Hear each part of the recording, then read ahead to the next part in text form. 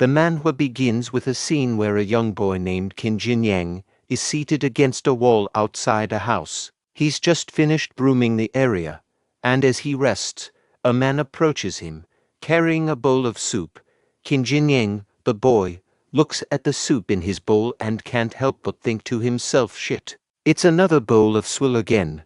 This implies that he's not very impressed with the quality of the food he's receiving.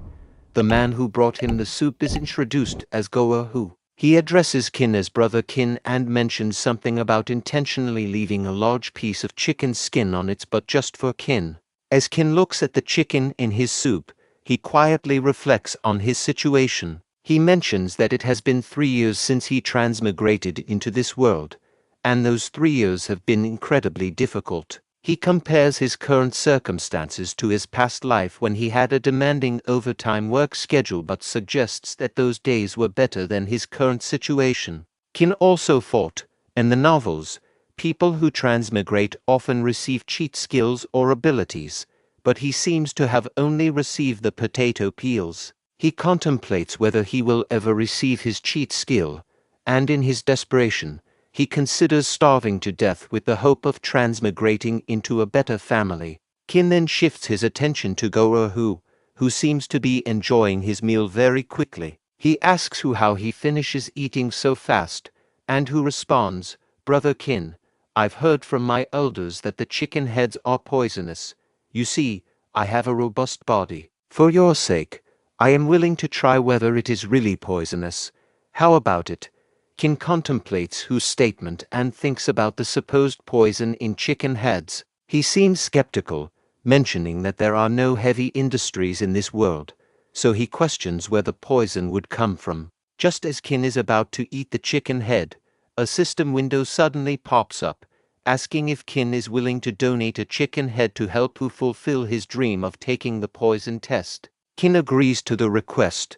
Qin then turns to Hu and asks if he's sure he's not afraid of the poison. Hu, in response, reassures Qin and says he'll take up the offer, emphasizing that being starved is scarier than the potential poison. Afterward, the system window appears again, indicating that Qin has generously allowed a young man to experience the toxicity within his human body, and he is rewarded with potential value points. Qin's status window also pops up, showing his identity as a servant of Helan Mountain Villa, and his physical foundation stat, which is described as rotten mud physique 0/10 with the next stage being decayed wood physique.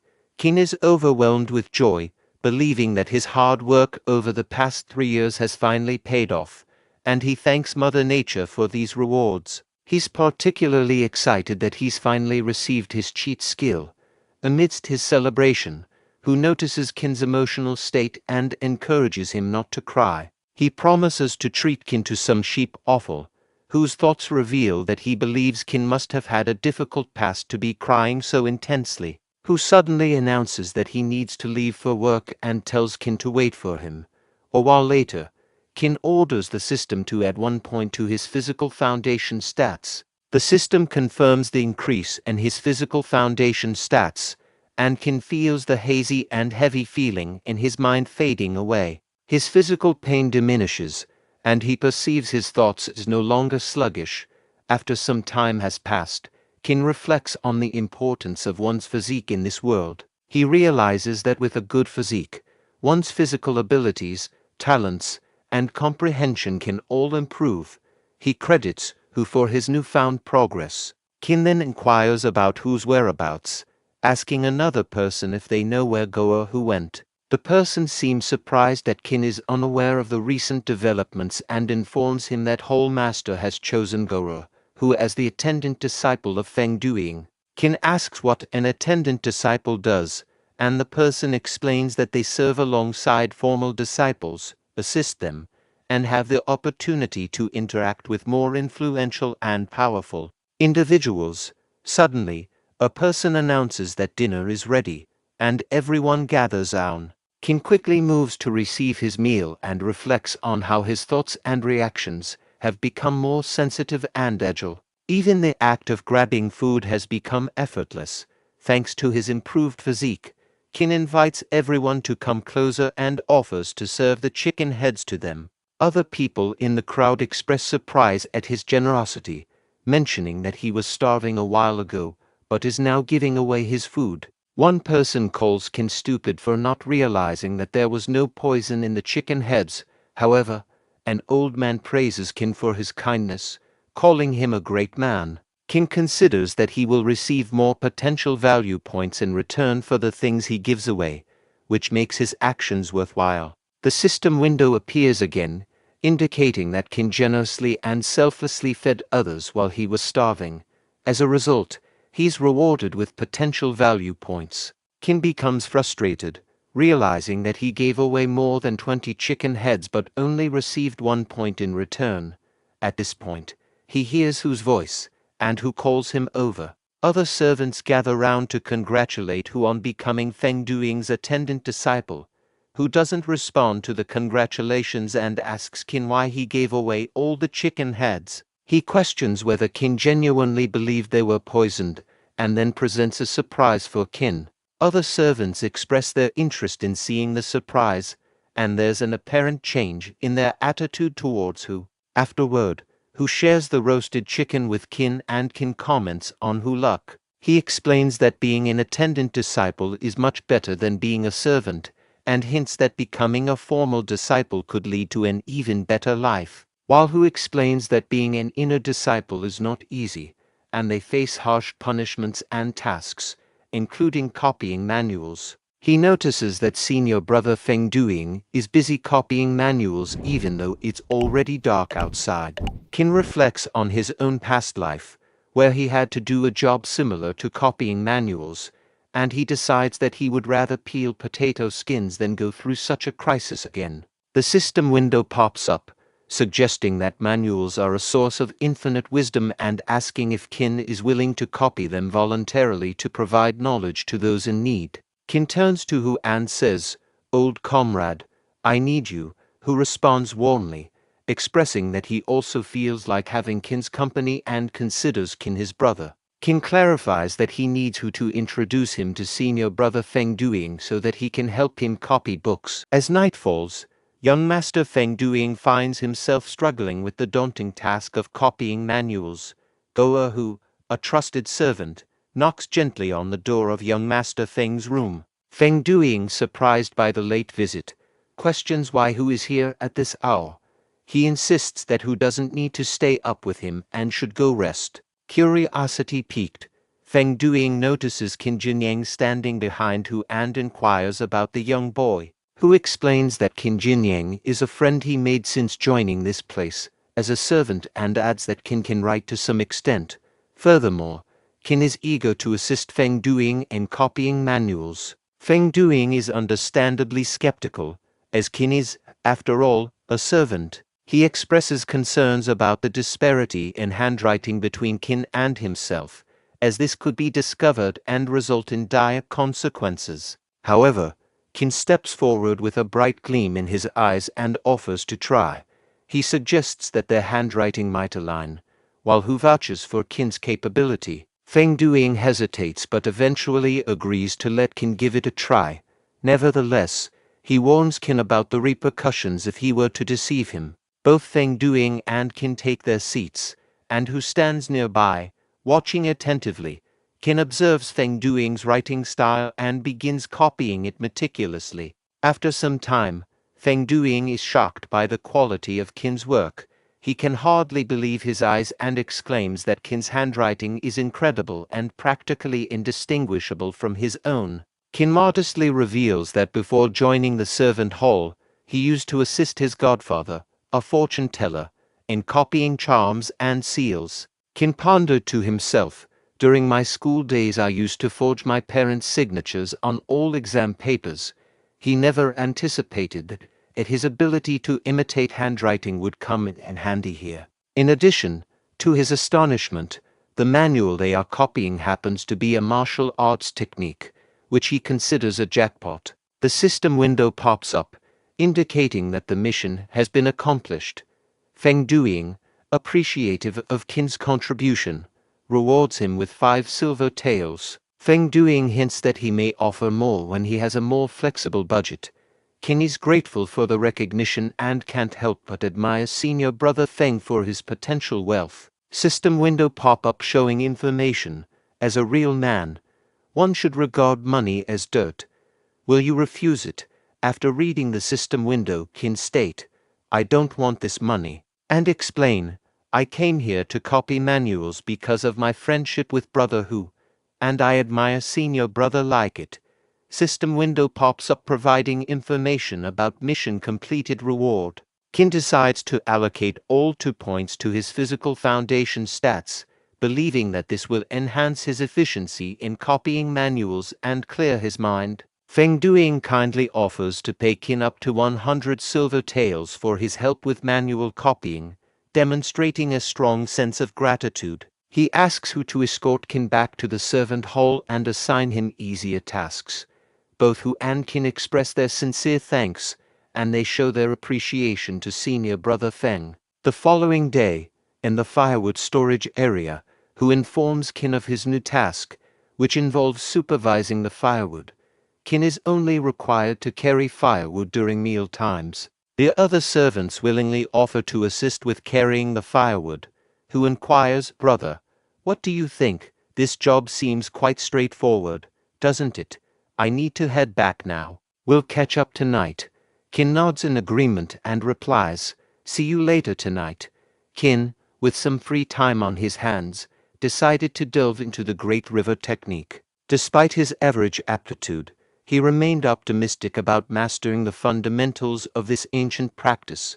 He began to explain to himself the hierarchy of cultivation among martial artists. The strength of a cultivator was determined by their realm, starting with the first realm as the lowest and progressing to higher realms. Notably, the level of a cultivator's physical foundation directly influenced their potential for advancing to the next realm. The progression started with the rotten mud physique, followed by the decayed wood physique and the iron tree physique. Possessing the iron tree physique was the minimum requirement for entering the path of cultivation. However, this talent was scarce, and many cultivators spent their lives stuck in the first realm. Above the iron tree physique was the silver flower physique, which allowed cultivators to break through the bottlenecks of the first realm. With diligent practice and the aid of secret techniques and elixirs, it was even possible to reach the third realm. Beyond that was the coveted golden physique, granting a cultivator an almost ethereal path of cultivation. The lord of the Helan Mountain Villa possessed the golden physique and had reached the formidable fifth realm. Further up the hierarchy was the white jade physique, a mystical existence across the Jianghu. Rumor had it that an even more precious jadeite physique existed above it, although it remained a legend. As Qin contemplated the Great River technique, he knew that this practice had a soothing effect on the mind, bringing inner peace. He also understood that those hot-blooded and impulsive martial artists who attempted to copy the technique often found themselves drained and fatigued. In addition to a strong physical foundation, Qin recognized that there were other prerequisites for ascending to the first realm as a martial artist. Cultivators needed to possess a certain abundance and purity of true qi. However, Qin was honest with himself. He acknowledged that his current level in the Great River technique was merely at the entry level, signifying that he had much room for improvement. While engrossed in these thoughts, a voice called out from behind, startling Qin. He turned to find an old man named Lao Liangtu. In a surprised tone, Qin addressed the old man, "So it's you. What has happened?" Lao Liangtu stumbled and fell into Qin, causing both of them to tumble to the ground. In a distressed voice, he implored, "Little brother Qin, I beg you, please save me." Qin advised, "Take a seat first and speak slowly." Old Lao began to explain his dire circumstances, his eyes welling up with worry. "Brother Qin, I might be laid off, and I have nothing left. Outside of this place," he confided, "can you please ask Goerhu to request young Master Feng on my behalf to plead for me to stay here, because this is the only way left for me to survive." Glancing around cautiously to ensure no prying ears were nearby, old Lao handed brother Qin a bag. He nervously continued, "This bag has 200 copper coins, all my savings. Brother Qin, you must help me. Qin, touched by old Lao's plight, replied, you can keep the money for yourself. Just remind me later, and I will talk to Goahu on your behalf. Old Lao, with a mixture of relief and gratitude, uttered, it's okay, little brother Qin. You can have it. He handed over the bag of money. He quickly disappeared for his place. While darting away, old Lao couldn't help but shout, back, thank you, little brother Qin. You must help me. At a mealtime, Qin pondered to himself, wondering why old Hu had not yet shown up for their usual shared meals. What's taking him so long? Today, as he contemplated, he overheard people talking to each other, their voices filled with shock and concern. Have you heard? Someone died. Are you serious? Is it really Goahu? This news sent a shiver down Qin's spine, and he asked loudly, who do you say died just now? A person explained the grim details. I heard that after paying a visit to young Master Feng, Goahu died on his way back. They say he suddenly spewed out a mouthful of black blood that splattered all over. Then he fell to the ground and passed away. Qin couldn't help but ponder to himself, could it be that the chicken heads are really poisonous? Suddenly, without warning, someone struck Qin from behind with a wooden stick, causing him to collapse to the ground. Before losing consciousness, Qin wondered, who is this son of A? The person who had attacked him angrily declared, Qin Jinyang, you despicable and cowardly bully. In the servant hall, Qin was tied up with a wooden log, accused by Steward Wang of extorting 200 copper coins from Lao Liangtu. The gathered people warned Qin that if he confessed now, they'd only break his legs and exile him from the mountains.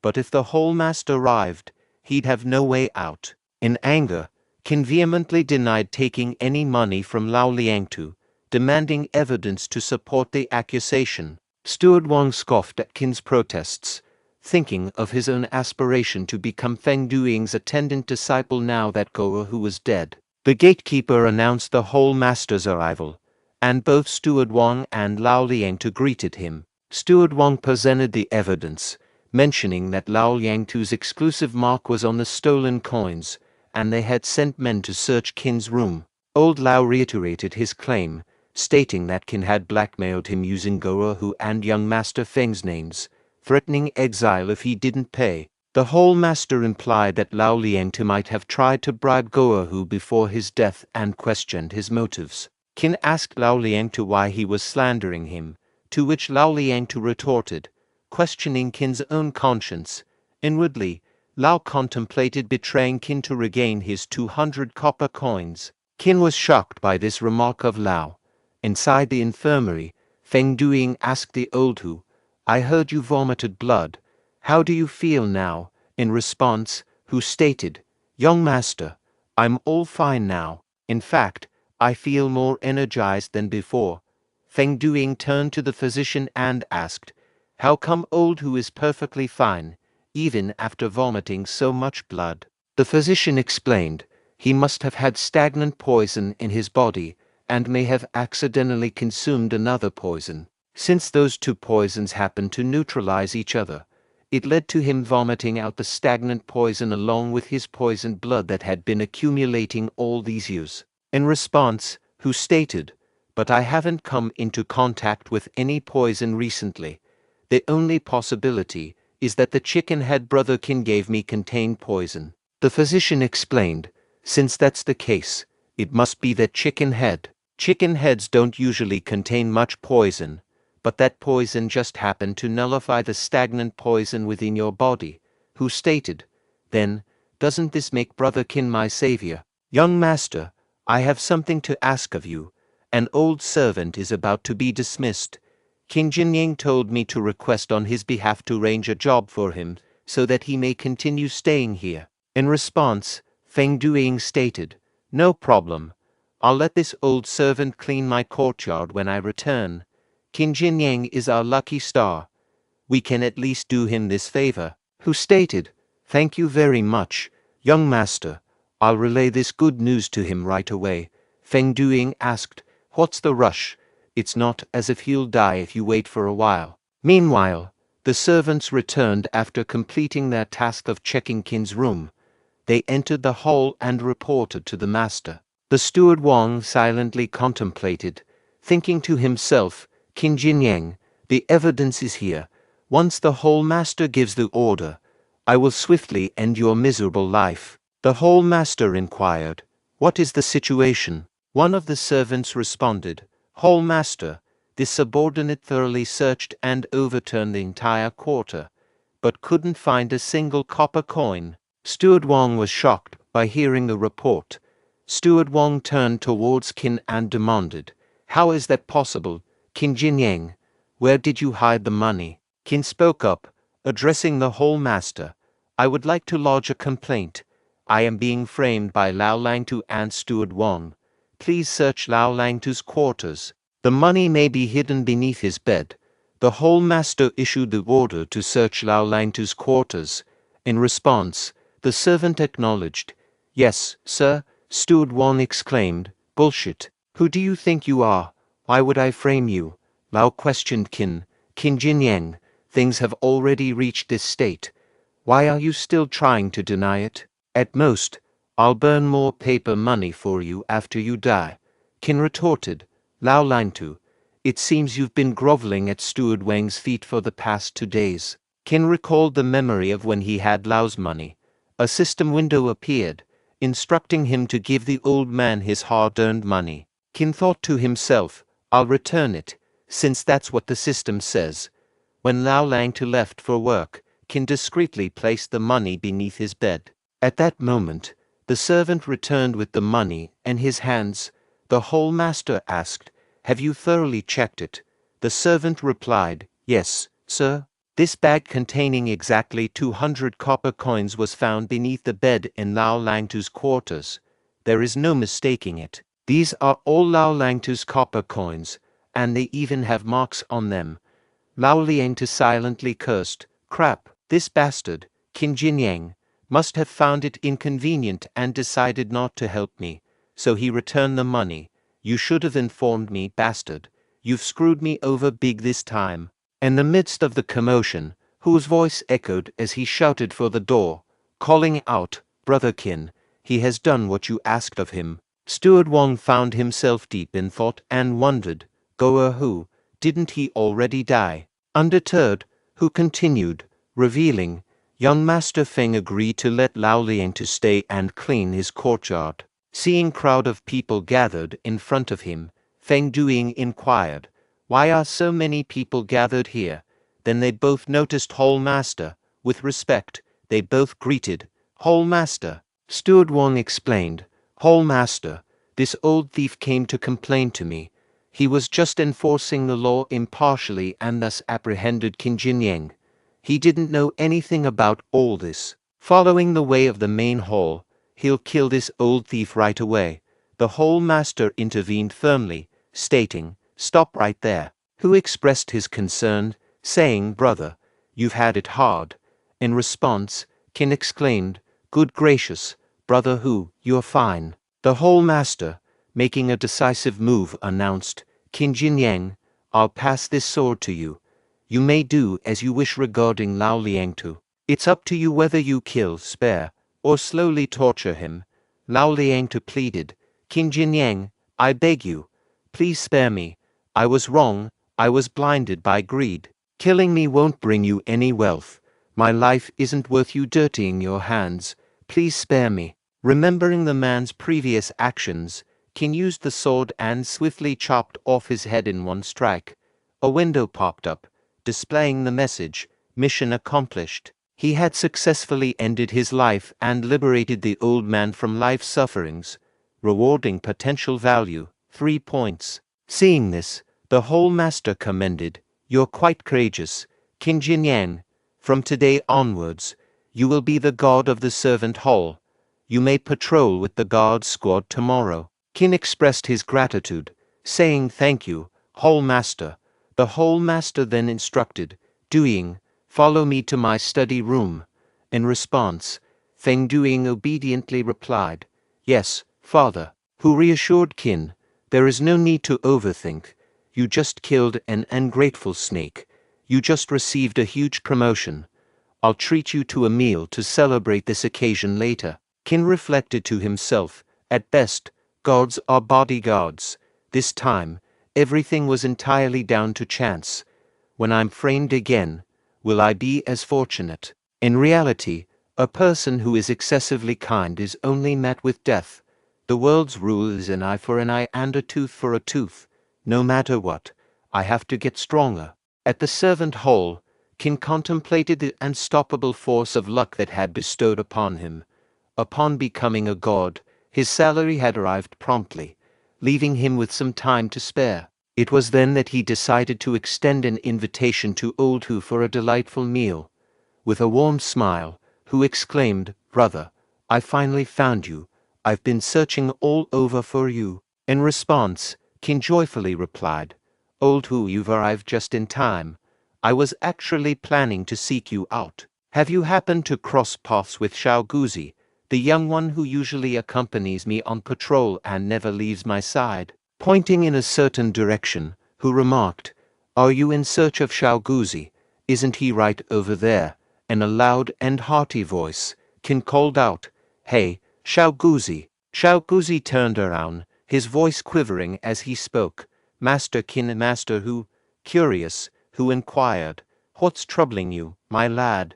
You seem so downcast. Have you missed your meals or something?" Qin chimed in. "And why are you carrying all those belongings? Where are you headed?" With tears in his eyes, Xiao Guzi shared, "Master Qin, my village has suffered repeated raids by bandits over the years, and this time, an epidemic has taken my parents and sister. I must return home to arrange a proper funeral for them." Filled with compassion, Qin offered, "Xiao Guzi, take this bag with 200 copper coins. Use it to ensure your family receives a dignified funeral." Overwhelmed with gratitude, Xiao Guzi expressed, "Thank you so much, Master Qin." A system notification popped up, displaying crucial information, emphasizing the purity of filial piety and the heart can cleanse the impurities behind dirty money.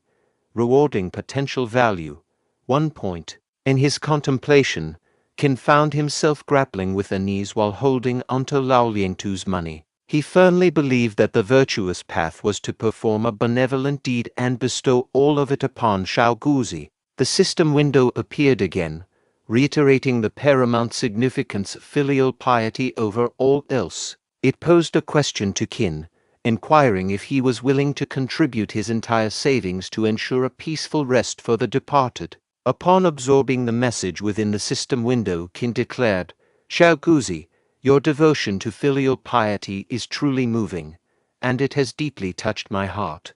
I still possess 2 taels of silver. Take it all and arrange the most honorable funeral.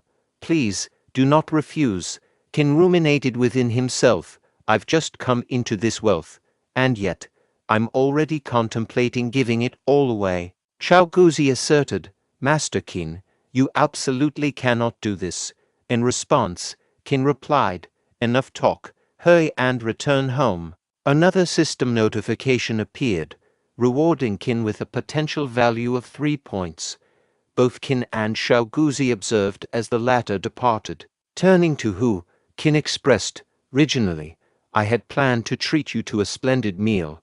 Hu responded, "It's no trouble at all. It's a trivial matter. However, after the incident with Lao Liangtu, I suspected you might be disheartened and reluctant to assist others." Qin articulated, "The world consists of both virtuous and unscrupulous individuals.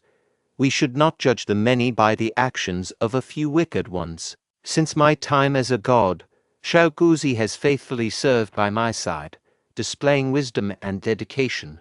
How could I not support such an admirable young lad?" From a distance, Xiao Guzi shouted, "Master Qin, my life may be insignificant, but even if it's all I have, I will strive to repay your kindness. Whether in this life or the next, or the ones beyond, I shall continue to show my gratitude for generations to come." Hu turned to Qin and exclaimed, "Brother Qin has definitely made the right choice to help him this time." Qin asked in response, "By the way, old Hu, Didn't you say earlier that you were looking for me? Who State replied, Ah yes, I have some great news for you. Come with me, I'll explain on the way. A while later at Feng Duing Quarter, Feng addressed Qin saying, These are all the books my senior and junior brothers want you to copy. Brother Qin, you need to finish copying them as soon as possible. Qin assured, No problem. He guarantees to fulfill senior brother Feng's order without fail. Feng then entrusted the task to Qin, stating, Then he will leave it in your care. Qin thought to himself, if he continues writing like this, it will take him forever to finish this. Maybe he can use the Great River technique's true chi on his hands, copying the work of others to improve proficiency in the Great River technique. Action speaks louder than words. Let him put it into action and see if it works or not. Qin began copying the book with great speed. Feng then instructed his servant, This pile belongs to junior brother Wang, and this one belongs to junior brother Li. Go quickly and deliver them. Also, don't forget to bring back the final payment from them. Qin thought to himself, Yes, as expected, it works. The assistance of true chi is progressively making him able to copy the books faster. Feng State acknowledged, Let's stop here for today, Brother Qin. Your ability to copy the work of 5 people in just one night is truly remarkable. You can come over every night to write the remaining work. Qin replied, Okay, senior brother Feng. Feng State praised Qin, saying, Brother Qin is indeed a rare talent. There aren't many people who I Feng Duing admire. But Brother Qin, you are definitely one of them. Qin humbly responded, Senior brother Feng, you overpraise me. Thanks to you, I can earn so many silver taels. Senior brother Feng, now that I think of it, I feel like I don't need so much money as a god. Don't you also think so? Feng State laughed heartily, knowing that his brother Qin was facing difficulties. As a senior brother, he decided to offer his help. A few days later, Qin sat on a big wooden bench and pondered to himself. He reflected on the past few days of copying books, realizing that he had not only earned a significant amount of money but also improved his physical strength and advanced in the Great River technique to a minor attainment level. He then used his inner chi to try and lift the kettle in front of him, but realized that his control over true chi still needed improvement. He concluded that he needed to learn martial arts and general knowledge to use it more efficiently. However, he knew that the martial arts of the Helan Mountain Villa could only be practiced by formal disciples who had undergone proper training. With no other options, he decided to go down the mountain and try his luck at martial arts schools there. In Wuhe town, Qin marveled at the liveliness, realizing that it was his first time coming down the mountain. Suddenly, he heard a voice from behind, asking for a favor. Old person sitting nearby street, asking if the person could buy 2 little girls from him. The person rudely dismissed the request, not wanting to be bothered.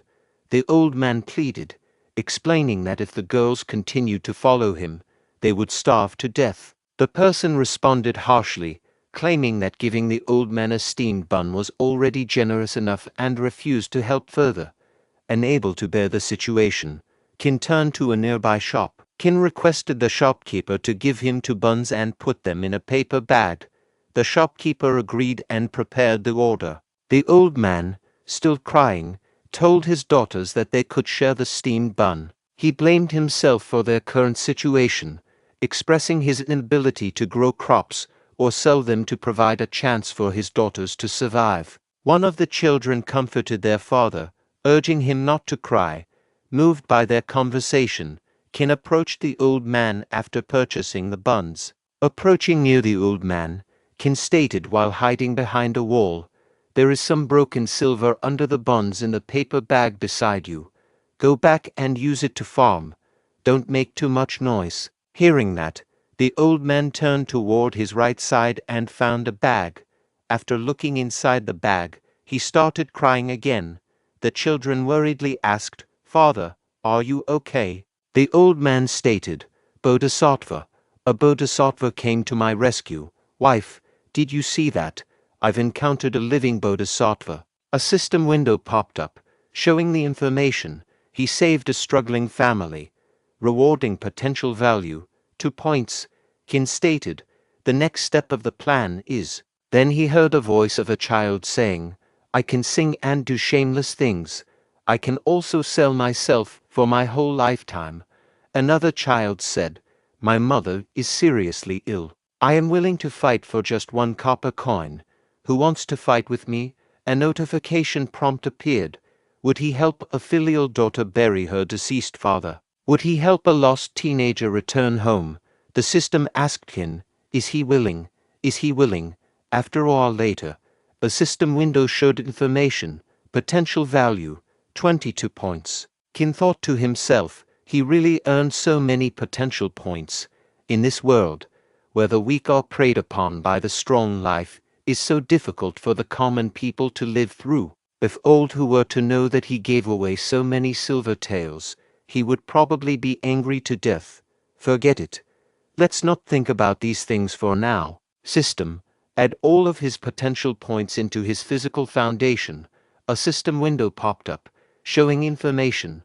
One should refrain from overburning oneself with too many techniques. He cannot upgrade his physical foundation if he is proficient in less than 3 martial arts.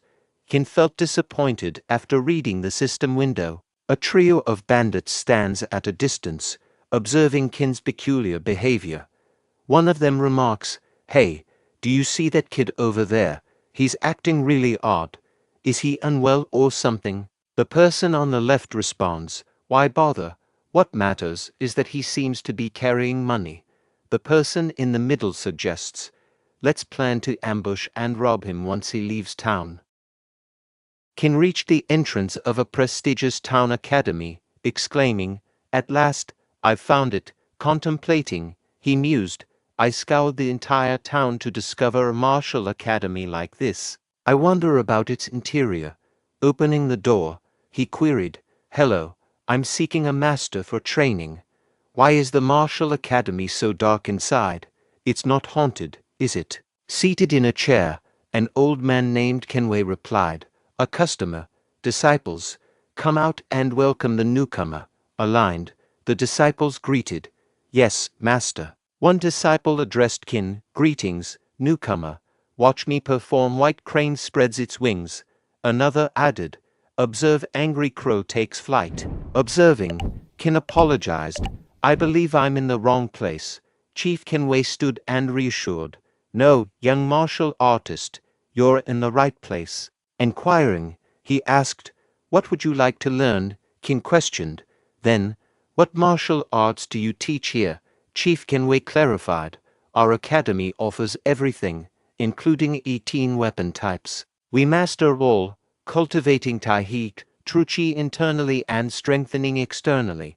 No fees if you can't learn, and no extra charges during the process. Turning to his disciples, he commanded, demonstrate for our young martial artist. Qin declined, saying, it's okay, just tell me about each technique. Chief instructed, watch Han Yuan's shadowless sword. Observe Xing Yi's diamond fist. Witness Tan Ton's lightning whip. Disciples insisted, you should showcase something too. As Qin covered his eyes, he pondered, should I leave now? What is this? An hour later, every disciple collapsed from demonstrating techniques. Tan Tong inquired of Qin, young martial artist, what's your preference in martial art techniques? Qin replied, let's forget it. I'll pass. Chief, enraged, questioned, what do you mean by let's forget it? You watch our martial artists for an hour, and all you say is let's forget it. Are you here to mock us? No mockery allowed. You won't leave until you learn one technique. Did you come for a free show? Qin explained, Chief, it's not that I'm unwilling to learn. It's just, Chief interrupted Qin, stating, young martial artist, if you're bored with martial arts, we also teach musical instruments, cooking, or even foreign languages. A system notification appeared, revealing, the Martial Academy is struggling financially. Would you consider leaving a silver tael as a tip? Chief directed his disciples, keep performing. Impress this young martial artist.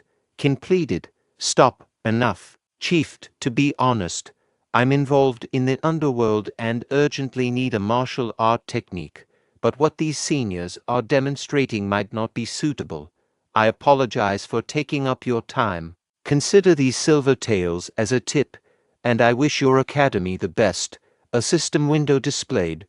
Your heroism earns respect from the chief, rewarding potential value. 2 points. Qin, departing, remarked, I'm leaving. No need to escort me out. And Qin contemplated, realizing that trading a silver tail for 2 rewarding potential value points was quite a worthwhile deal. He only wished there were other martial academies in town. Chief intervened, stating, Young master, please wait, and instructed the disciples to exit. They acknowledged, Yes, master. Once alone, Chief turned to Qin, acknowledging, You have a discerning eye. You saw through those superficial martial arts used to deceive outsiders. Our academy indeed possesses unique martial arts techniques. Qin reflected. Special techniques. This is an unexpected gain.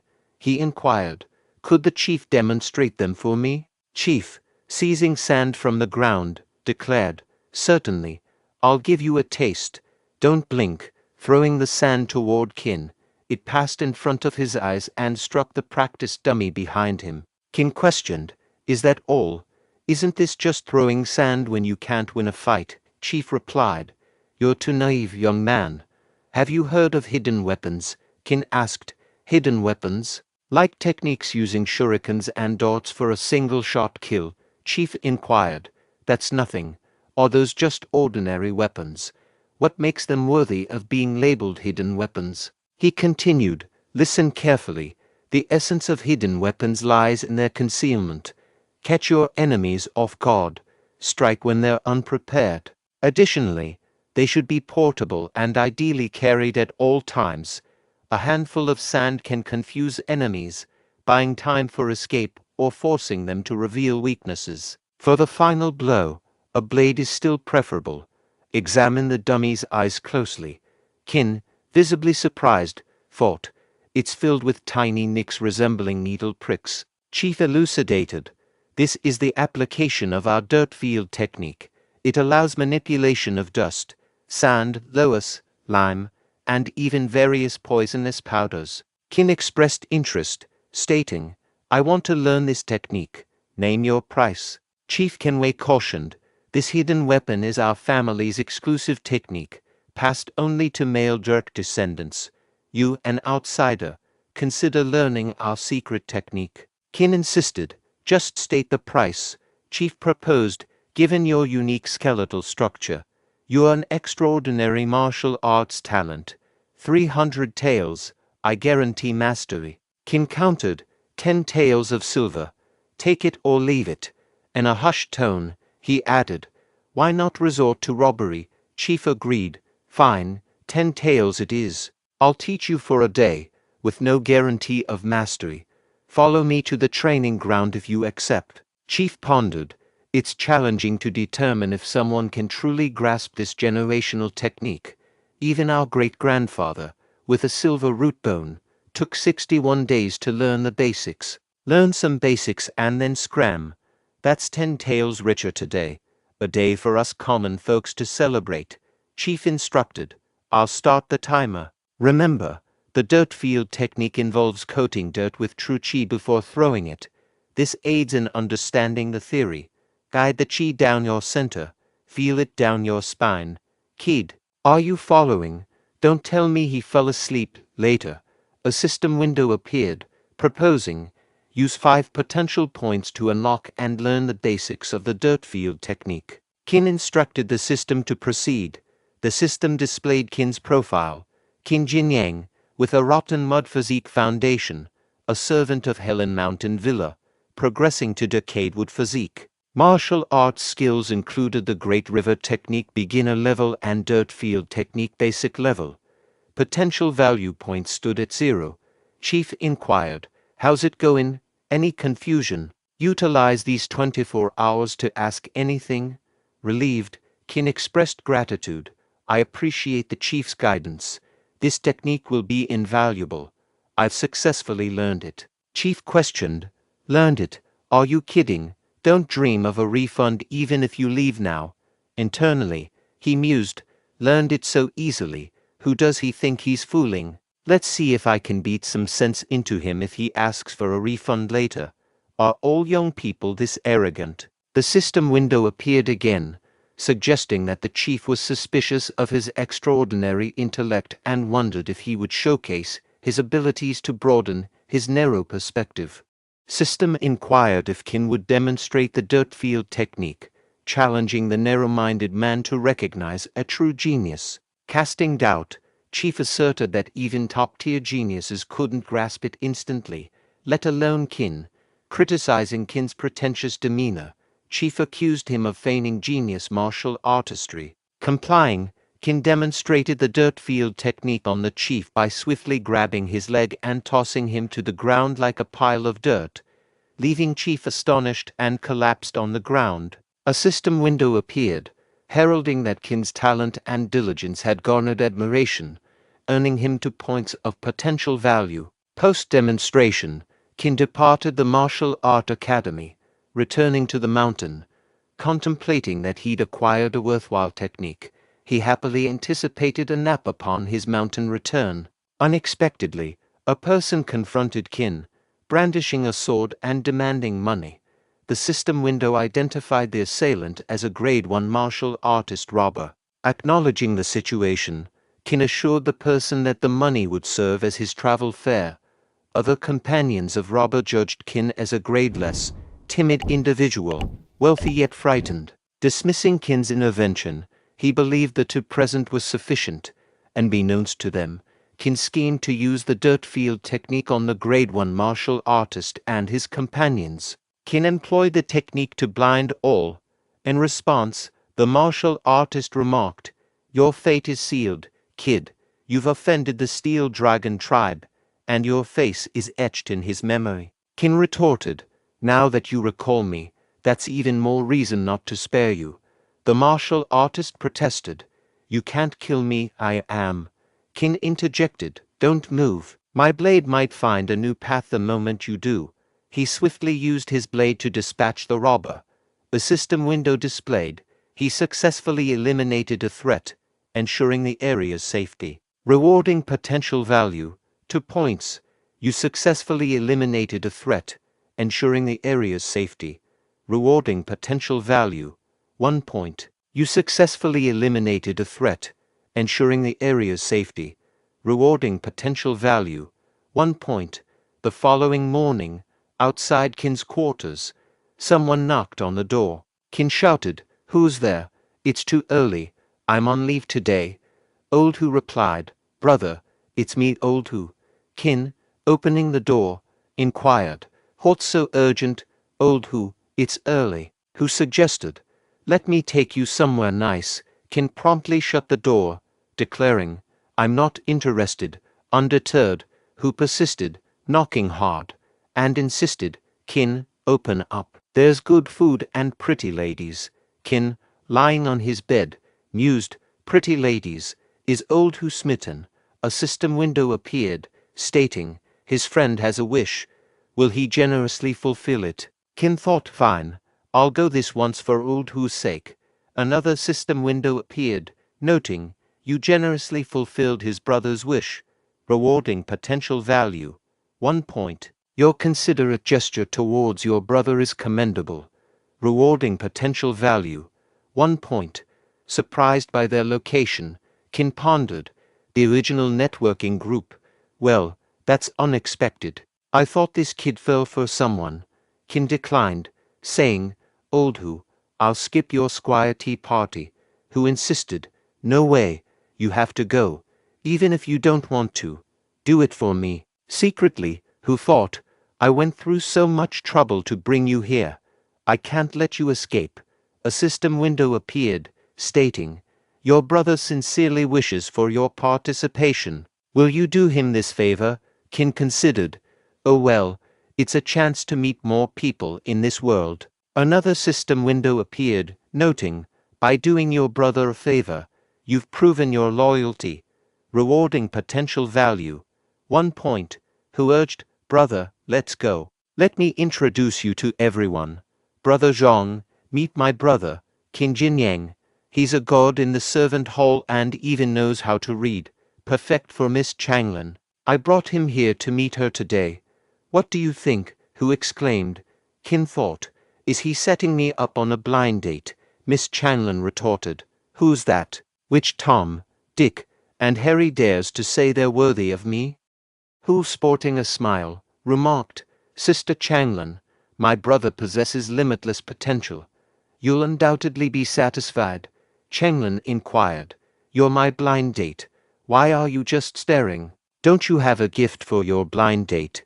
Qin stood there, dumbfounded.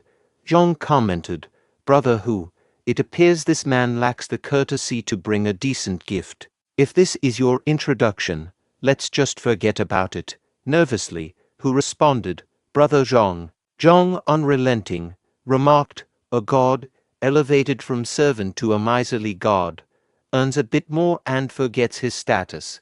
Marry someone on your level. Do you understand what that means? Take a good look in the mirror. Changlin intervened. My brother is only conveying this out of respect for Senior Feng. Don't embarrass yourself any further. Recalling memories from his past life, Qin thought, I won't let myself be bullied again. Addressing Zhang, he asked, What makes you think I can't come with a decent gift? Zhang retorted, Are you foolish? If you bring a decent gift, I'll kneel and call you father. And if you can't, onlookers conversed, so exquisite, a top-grade jade bracelet. I've only seen Senior Sister wear one like this. Is it that good to be a god? This bracelet looks expensive. This kid isn't half bad. Zhang, turning to see the bracelet, was taken aback. He thought, this luster and clarity, it should be worth around 20 taels. In the midst of the scene, a system window appeared, inquiring if the person would generously bestow the bracelet upon a narrow-minded individual lacking real power. Simultaneously, Qin pondered whether people in this era were familiar with the term daddy. Qin then declared, I don't need you both to call me father. Instead, refer to me as daddy, and I'll gladly give you this bracelet. How does that sound? Zhang questioned internally if daddy was the person's nickname and estimated the bracelet's worth at least 20 taels. Addressing his sister, Zhang asked why she wasn't expressing gratitude to daddy. She replied, Thanks, daddy. Pleased with her response, Qin instructed her to take the bracelet. She added, Daddy, listen up. Don't assume you stand a chance.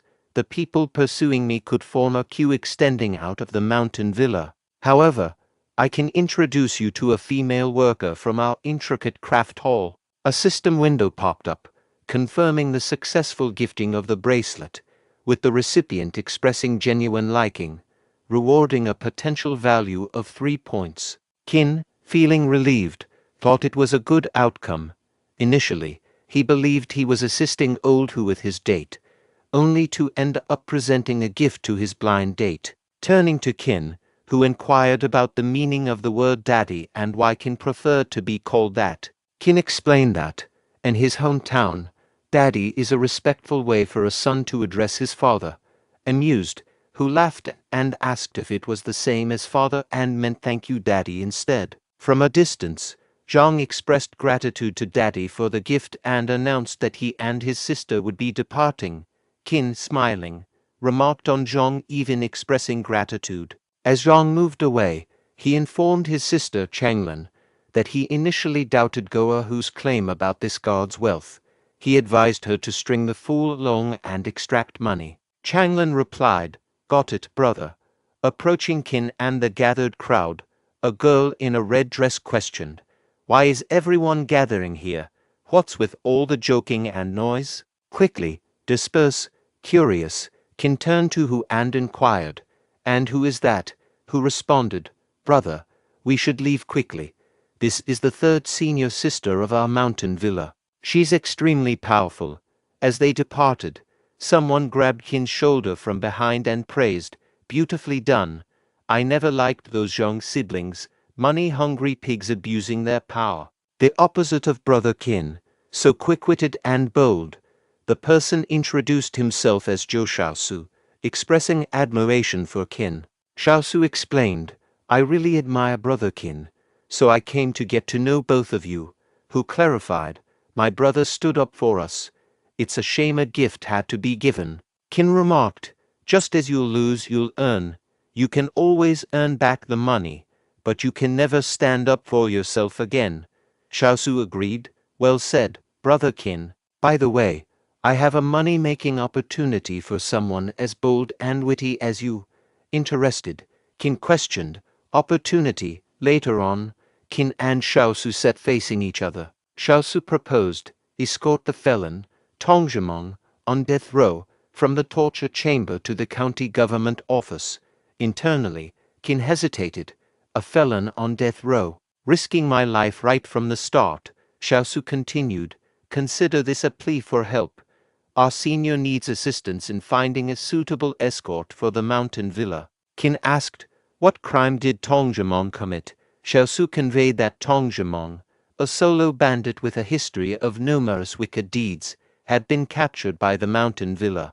In a confrontation, Tongzhimong managed to kill a seemingly invincible senior from the Supreme Hall. Despite ongoing interrogation about his techniques, Tongzhimong refused to cooperate, leading the mountain villa to decide to hand him over to the authorities. Xiaosu clarified that their role was merely a formality and escorting him. Pondering the worthiness of risking his life to escort an unremorseful criminal for a modest sum, Qin expressed concerns about the inherent danger of the task. Xiaosu agreed, acknowledging the risks, but explained that their deputy chief couldn't escort Tongzhimong the entire way. Qin's fear subsided upon learning about the deputy chief's involvement, prompting him to accept the task. Internally, Qin reassured himself that with the deputy chief present, there was nothing to fear, and he could go through the motions to earn some silver. Later, a senior brother announced the need for an ordinary person to accompany the convict in the carriage, offering a reward of 2 taels of silver. Surprised to see Zhang Changzhen, Qin wondered if it was a coincidence or if Zhang and the senior he served were leading the escort. Observing Tongzhimong, Qin sensed his formidable aura but overheard a conversation mentioning Tongzhimong's murderous intent. The individuals noted that those assigned to look after him ended up crippled or dead, and official disciples dared not take on the role of an escort. Zhang, noticing Qin standing, thought, what a coincidence. Did he expect the one leading today to be the senior he's serving?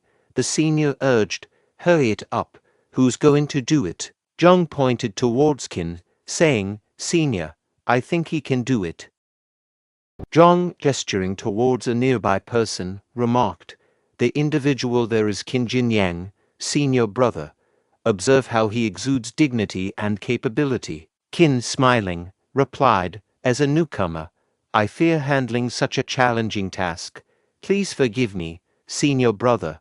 Addressing Qin, Zhang stated, you're simply unwilling, aren't you? Whoever wishes to guard the death row prisoner, step forward. Guards withdrew upon hearing Zhang's words.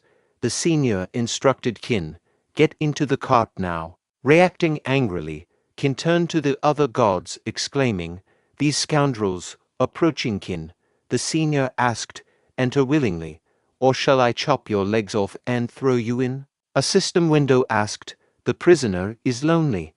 Will you chat with him on the way and accompany him on his last journey? Observing Tongzhimong, Qin was shocked by his intense aura. Glancing at the senior, Qin, with no choice, entered the cart.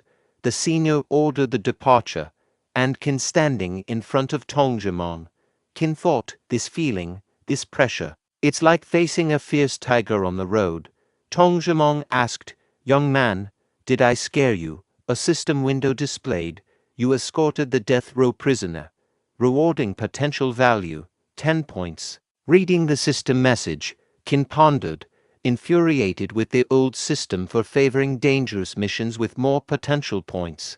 Tongzhimong's pressure is overwhelming. Only the Great River technique can withstand it. Tongzhimong advised, come closer.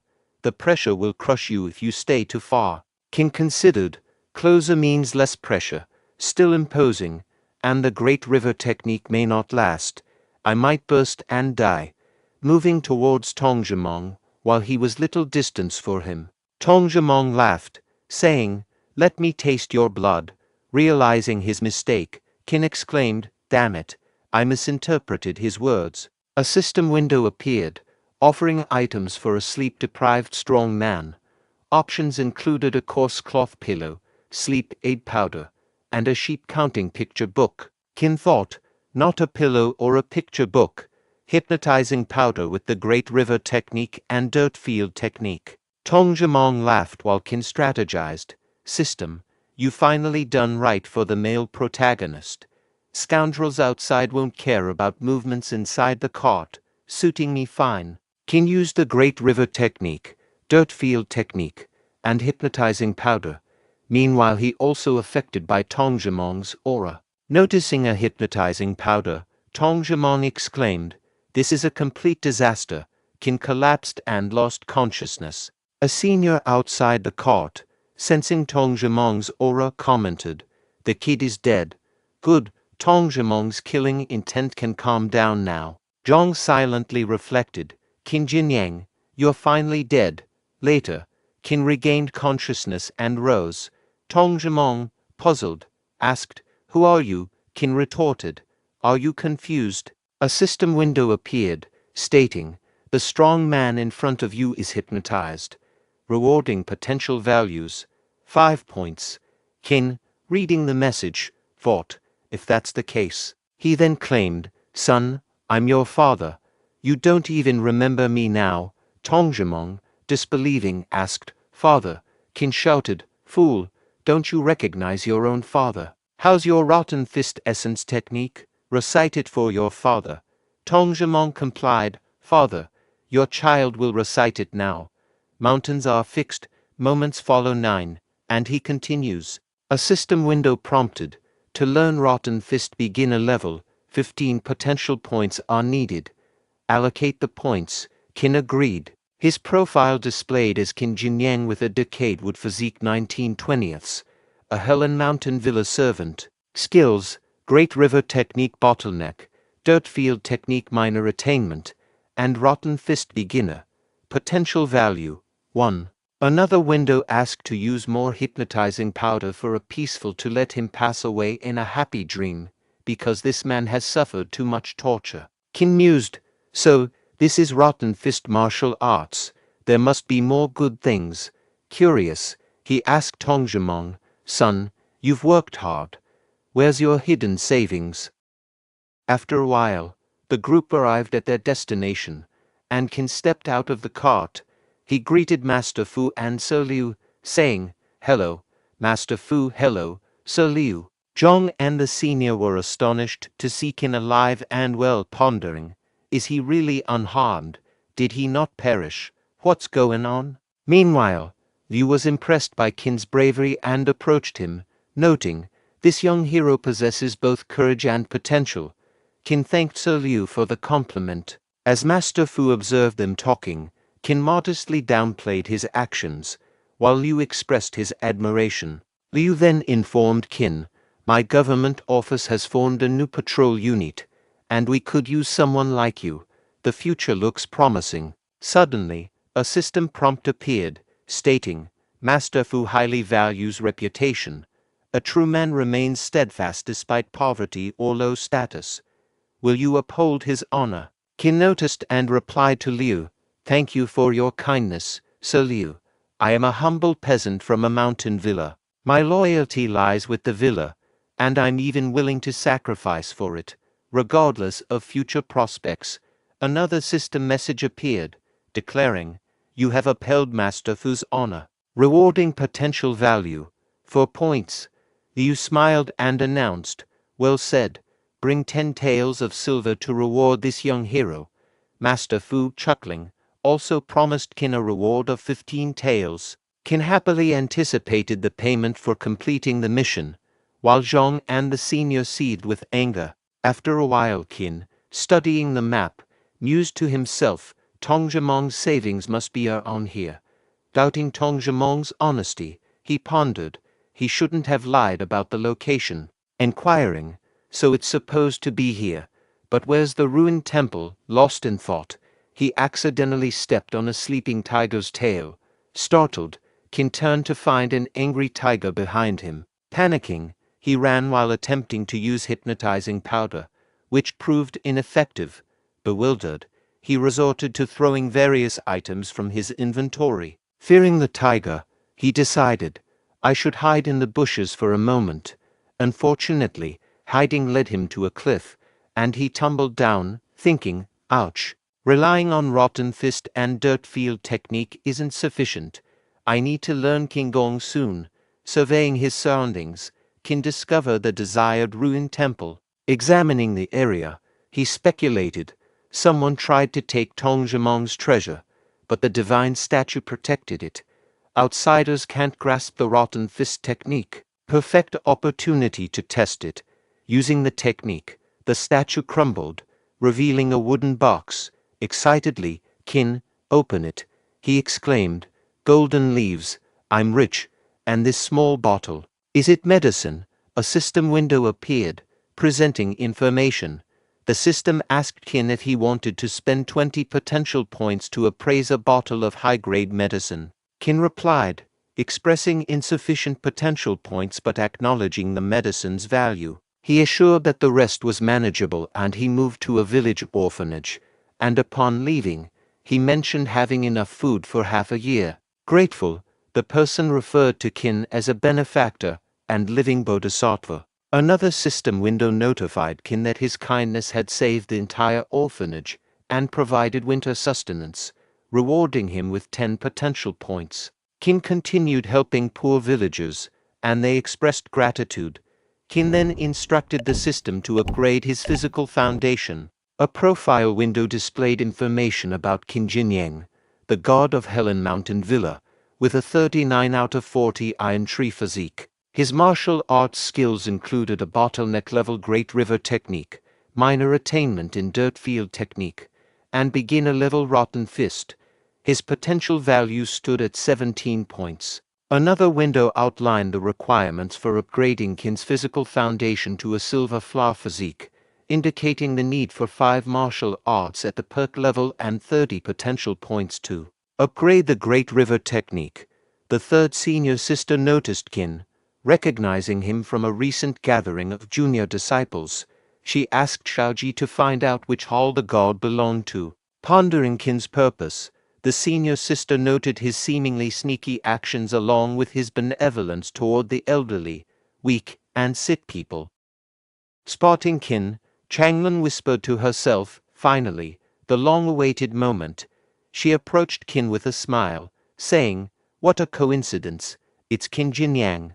I heard you not only excelled in escorting that dangerous man, but also earned Mr. Fu's appreciation. Qin inquired, Changlin, what brings you to Labor Hall? She replied, just passing by and thinking of you, so I came to say hi. A system window appeared, noting Changlin's lack of experience in the weaving hall and suggesting Qin help her learn. Qin decided to start with pickup lines, expressing, Changlin, since you care about me so much, I need to tell you that my life isn't complete. She asked why, and Qin responded, my life isn't complete without you. Another system window rewarded Qin with 5 potential points for surprising her. Qin, realizing her unfamiliarity with such lines, thought, this girl really has never heard these pickup lines before. Let me just try another one. Life without you is like a broken pencil, pointless. Once again, a system window rewarded Qin with 5 potential points for favoring her. Meanwhile, Wang approached and questioned them. Attempting to grope Changlin, a system window popped up, stating that pickup lines alone were not enough to make her obsessed with him and asked if he was willing to keep his hands off her and give her peace of mind. Qin intervened, grabbed Wang's hand and asked Mr. Wang, aren't you being too handsy? Wang shouted, Qin Jinyang, don't think you can be arrogant just because you've made a contribution to the Grange. I've detested you for a long time. In response to Wang's attack with his sword, Qin punched the sword and caused it to break. Wang, astonished by Qin's strength, thought, when did this guy become so powerful? If he had hit me in the head, the information was displayed as the system window popped up. Having successfully thwarted the intrusive man and ensuring Changlin's peace of mind, he earned 10 potential points. Impressed by his strength and dependability, Changlin thought to herself. Suddenly, a distant shout informed Mr. Wang of an urgent meeting with the head, prompting Wang to hastily retreat, sparing his life for the moment. Qin acknowledged Wang's luck but vowed not to be lenient in the future. He warned Wang to stay out of his sight and distanced himself from Changlin. In the bustling test hall of Helan Grange, a conversation unfolded. One person queried another about the new hall at Helan Grange this year, learning that only 5 would be accepted with treatment akin to the upper hall. Qin pondered his strength and the potential advancement of his Great River technique, wondering if he could enter Haoxing Hall. While reviewing information on the system window, Qin was interrupted by a voice. A man complimented a girl, suggesting she be his concubine instead of learning martial arts. Refusing, she drew her sword, leading to a confrontation. Qin reflected that someone of that strength wouldn't survive in Helan Grange, believing it crucial for the weak to comprehend the harsh reality of a world filled with martial artists. The system window reappeared, disclosing the newcomer's status as a scion and asking if he would be informed that martial artists' strength held greater importance than wealth. Advancing toward the individual, Qin asserted, "Stop it." Startled, the person retorted, "Who's being nosy?" only to receive a forceful punch to the stomach from Qin, sending him crashing to the ground. A system window materialized, conveying information. "You've emphasized the significance of martial artists' strength. You're rewarded with 10 potential points." Turning to the distressed girl, Qin extended assistance. Another window displayed information. "The world is perilous, and people are enigmatic. Are you willing to offer encouragement to the confused and restless girl?" Qin greeted her, saying, "Hello, miss. I'm Qin Jinyang, sort of a Grange member." Grateful, she introduced herself as Wang Jixiang, thanking Qin for his help. Qin assured her, "If you encounter any trouble, don't hesitate to inform me. Despite not being a disciple yet, I have many connections here." Wang Jixiang expressed gratitude, mentioning she was alone. Qin complimented her, predicting a successful entry into Helan Grange. Overjoyed, she said, "Really thank you." A window displayed information. "You provided hope to a confused and restless girl. You're rewarded with 5 potential points." With a smile, Qin encouraged, "Let's fight for it." Simultaneously, as they conversed, onlookers in the line whispered about the girl in the red dress, recognizing her as Yao Shaoji, Zhu Bingbing's servant disciple. Shaoji, addressing Qin, remarked, "Qin Jinyang, right, you don't have to wait in line. Go inside first." Qin asked if he could take Wang Jixiang in with him, prompting Shaoji's incredulous thought. "Are you kidding me?" she replied. "Take her with you." Upon entering Helan Grange, a system window appeared with information. During the entrance test, candidates meditated on spiritual stones inside a cave, feeling a mysterious pressure that increased gradually. Responding unconsciously, they released qi, interacting with the stones. Qin, reading the system message, noticed a group ahead and turned to Wang Jixiang, suggesting, "Let's see what they're doing." Approaching, they overheard a conversation where one person called them lowly peasants, another admired a girl, and a third questioned their desire to join Helan Grange. Jixiang, confused, was asked to be a servant disciple. Qin intervened, proclaiming, "I disabled someone as arrogant as you." Lu Shuqing, the first disciple of Star Hall, stepped in, emphasizing recruitment based on root bones rather than background. He urged harmony and directed them to the main hall for rule explanations, wishing them success in the test. The concept of root bones was explained, mentioning that some mud would be generated in the cracks of the spiritual stones, and candidates who couldn't hold on would have sludge-level root bones. On the other hand, if candidates managed to hold on, roots would grow in the mud, indicating deadwood-level root bones. Eventually, the roots would harden and grow into branches, signifying ironwood-level root bones. Upon the branches, silvery flowers will bloom, signifying silvery flower level root bones. If the black bark breaks, emitting golden light, candidates possess golden branch level root bones. Those with spirit stabilizing pills should secure seats. In case of struggle, taking the pill is advised, but Helan Grange disclaims responsibility for any resulting accidents. As the test begins, 2 fainting candidates need removal, and 1 deceased individual must be taken out. Qin pondered, "Let me reach the high rank of the ironwood level and enter the Haoxing Hall. I won't expose my silvery flower level root bone to avoid jealousy." A system window offered to replenish Qi for 10 potential points in the Qi-rich environment, but Qin declined, confident in his silvery flower level root bone. Curious about Wang Jixiang, he mused on her potential decision to take the spirit stabilizing pill, acknowledging she might not join Helan Grange. A wealthy boy demanded Qin's pill, offering 300 taels of silver, followed by higher bids from others. Qin considered selling it for 350 taels if an offer came. Kong dismissed those relying on pills as unfit for Helan Grange.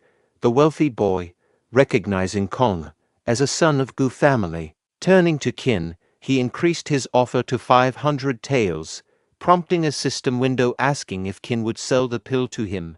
Declining, Qin conveyed his unwillingness to proceed. Another window surfaced, presenting information. Was this a setback? Qin aimed to make the wealthy boy realize money wasn't everything, revealing the unpredictable nature of society to Mr. Gu. Consequently, Qin earned 12 potential points. Glancing at Jixiang, he pondered her situation. A system window revealed a strong girl in pain, asking if Qin would show kindness by giving her his pill. Contemplating, Qin admitted finding her prettier in pain and determinedly handed her the pill, urging her to eat it immediately. Despite Jixiang's gratitude, Qin interrupted her, emphasizing actions over words. The system window rewarded him with 10 potential points for this kindness. Jixiang, grateful, was asked to repeat her thanks but quickly retracted her statement. Simultaneously, the wealthy boy struggled with pain. Jixiang informed Qin of his achievement reaching the high rank of the ironwood level.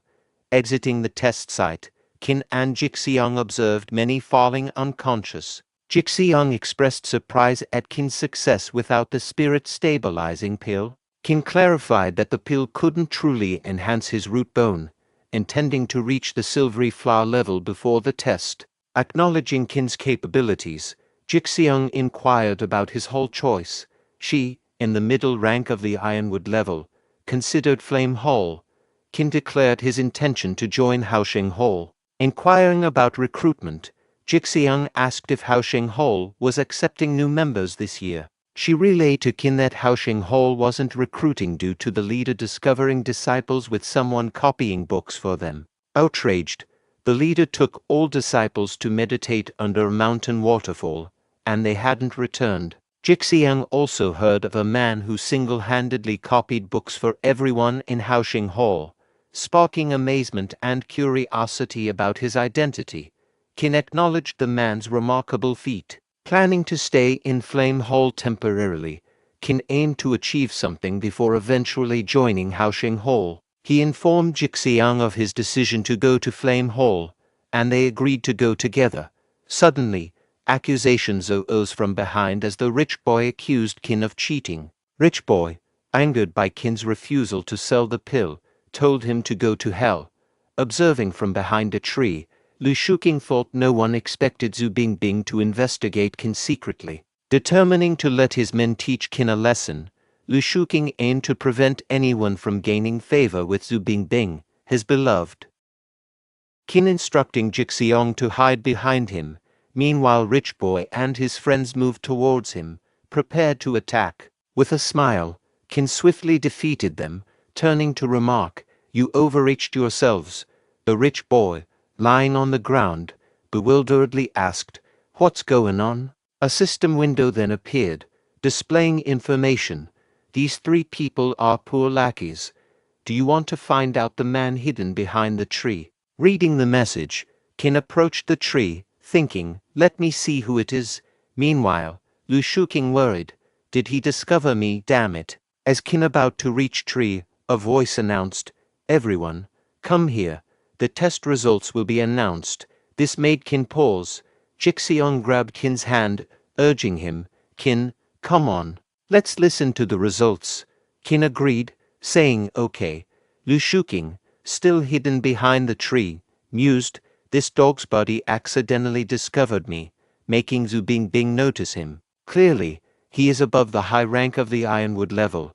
The announcer continued, "The leader of Star Hall, Zhu Longji, will announce the names of the people recruited by Star Hall." Zhu Longji declared, "Star Hall is newly established, and we only want elites. Our welfare benefits are better than that of the upper hall. We only accept 5 people now." Lu Shuking, in the middle rank of the silvery flower level, responded, "I'm here." Zhu Longji continued, "Gukong, the low rank of the silvery flower level." Gukong confirmed, "I'm here." Zhu Longji then stated, "Bai Yion, the middle rank of the Ironwood level." Kai Feng Hong, the middle rank of the Ironwood level. Glancing at Lu Shuking, Qin thought, "I didn't expect him to reach the middle rank of the Ironwood level." Zhu Longji turned to Zhu Bingbing, inquiring, "There is one spot left. Bingbing, do you have any recommended candidates?" Bingbing replied, "Yes." The assembled people began chatting amongst themselves, saying, "She is the renowned cool beauty and Helen Grange. I can't believe she'd recommend someone. Could it be me? Perhaps me. How intriguing. Keep your voice down. Are you courting death?" Bingbing gestured with her finger toward Qin. Jixiong remarked to Qin, "She seems to be looking at you." Qin countered, "No way. I don't know her." In that instant, Bingbing stated, "Qin Jinyang, the high rank of the Ironwood level." All eyes turned to Qin, and conversations erupted. "Qin Jinyang, who is he seriously?" Bingbing picked him. Mr. Feng Zhongfu found himself a bit puzzled as well. Qin reflected, "Lu Shuking is not as kind as he looks. Is Star Hall a den of monsters or an opportunity?" His thoughts were interrupted by Jixiang's congratulations, saying, "If you enter Star Hall, you will have a bright future." A system window appeared, presenting information. "The hope and longing of a young girl are more precious than gold. Are you willing to fulfill her wish and enter Star Hall to make her admire you?" Qin thought, "Okay, I'll deal with Lu Shuking." Later, Zhu Longji announced, "This foundation consolidating peel is a Star Hall benefit, not available in other halls. Share this good news with your family. See you in Star Hall tomorrow morning at 8 o'clock. You 5 will be Star Hall disciples from now on." All expressed gratitude, saying, "Thank you, sir." The following day, Qin noted, "The labor hall is so lively. Did Erhu finally get married? Let me share the news and make him happier."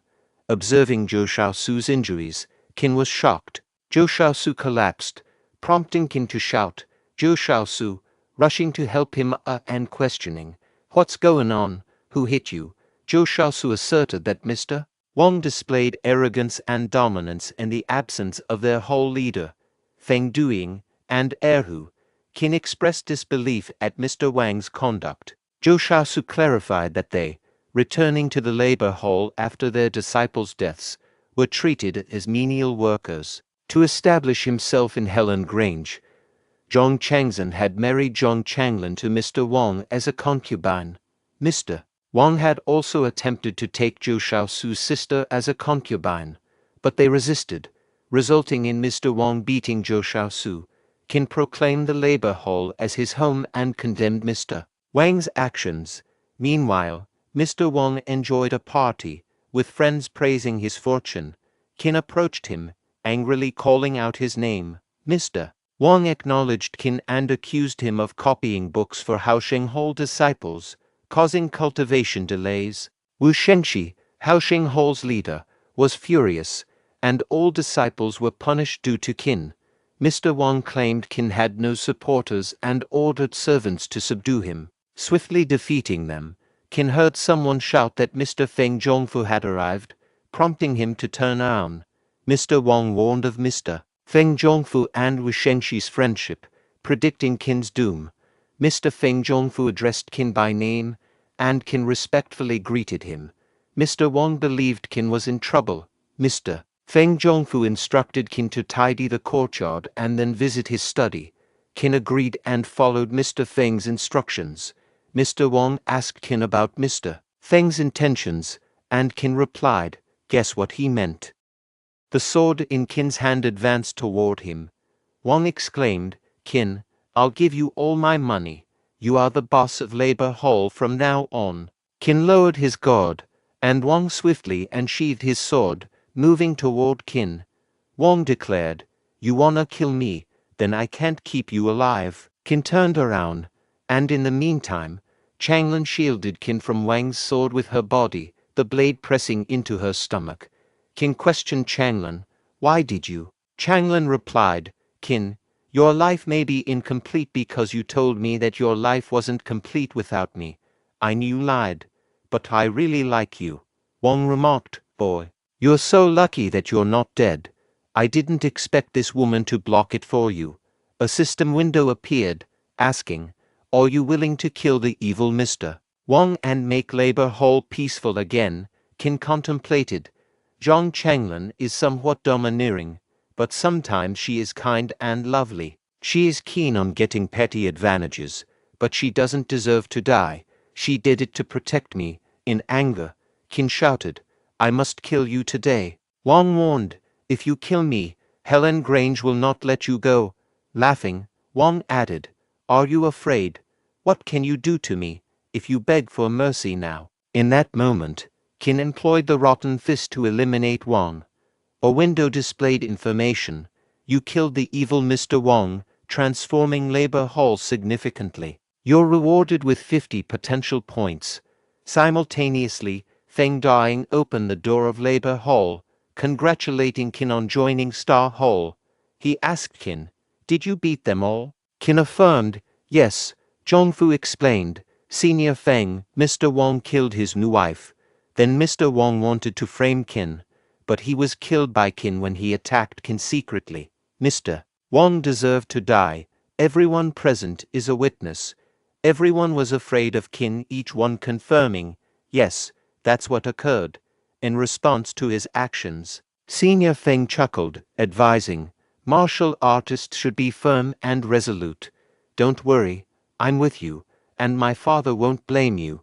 Qin expressed gratitude to Feng. The next day at Star Hall, he wondered if unique techniques like the Great River technique existed there.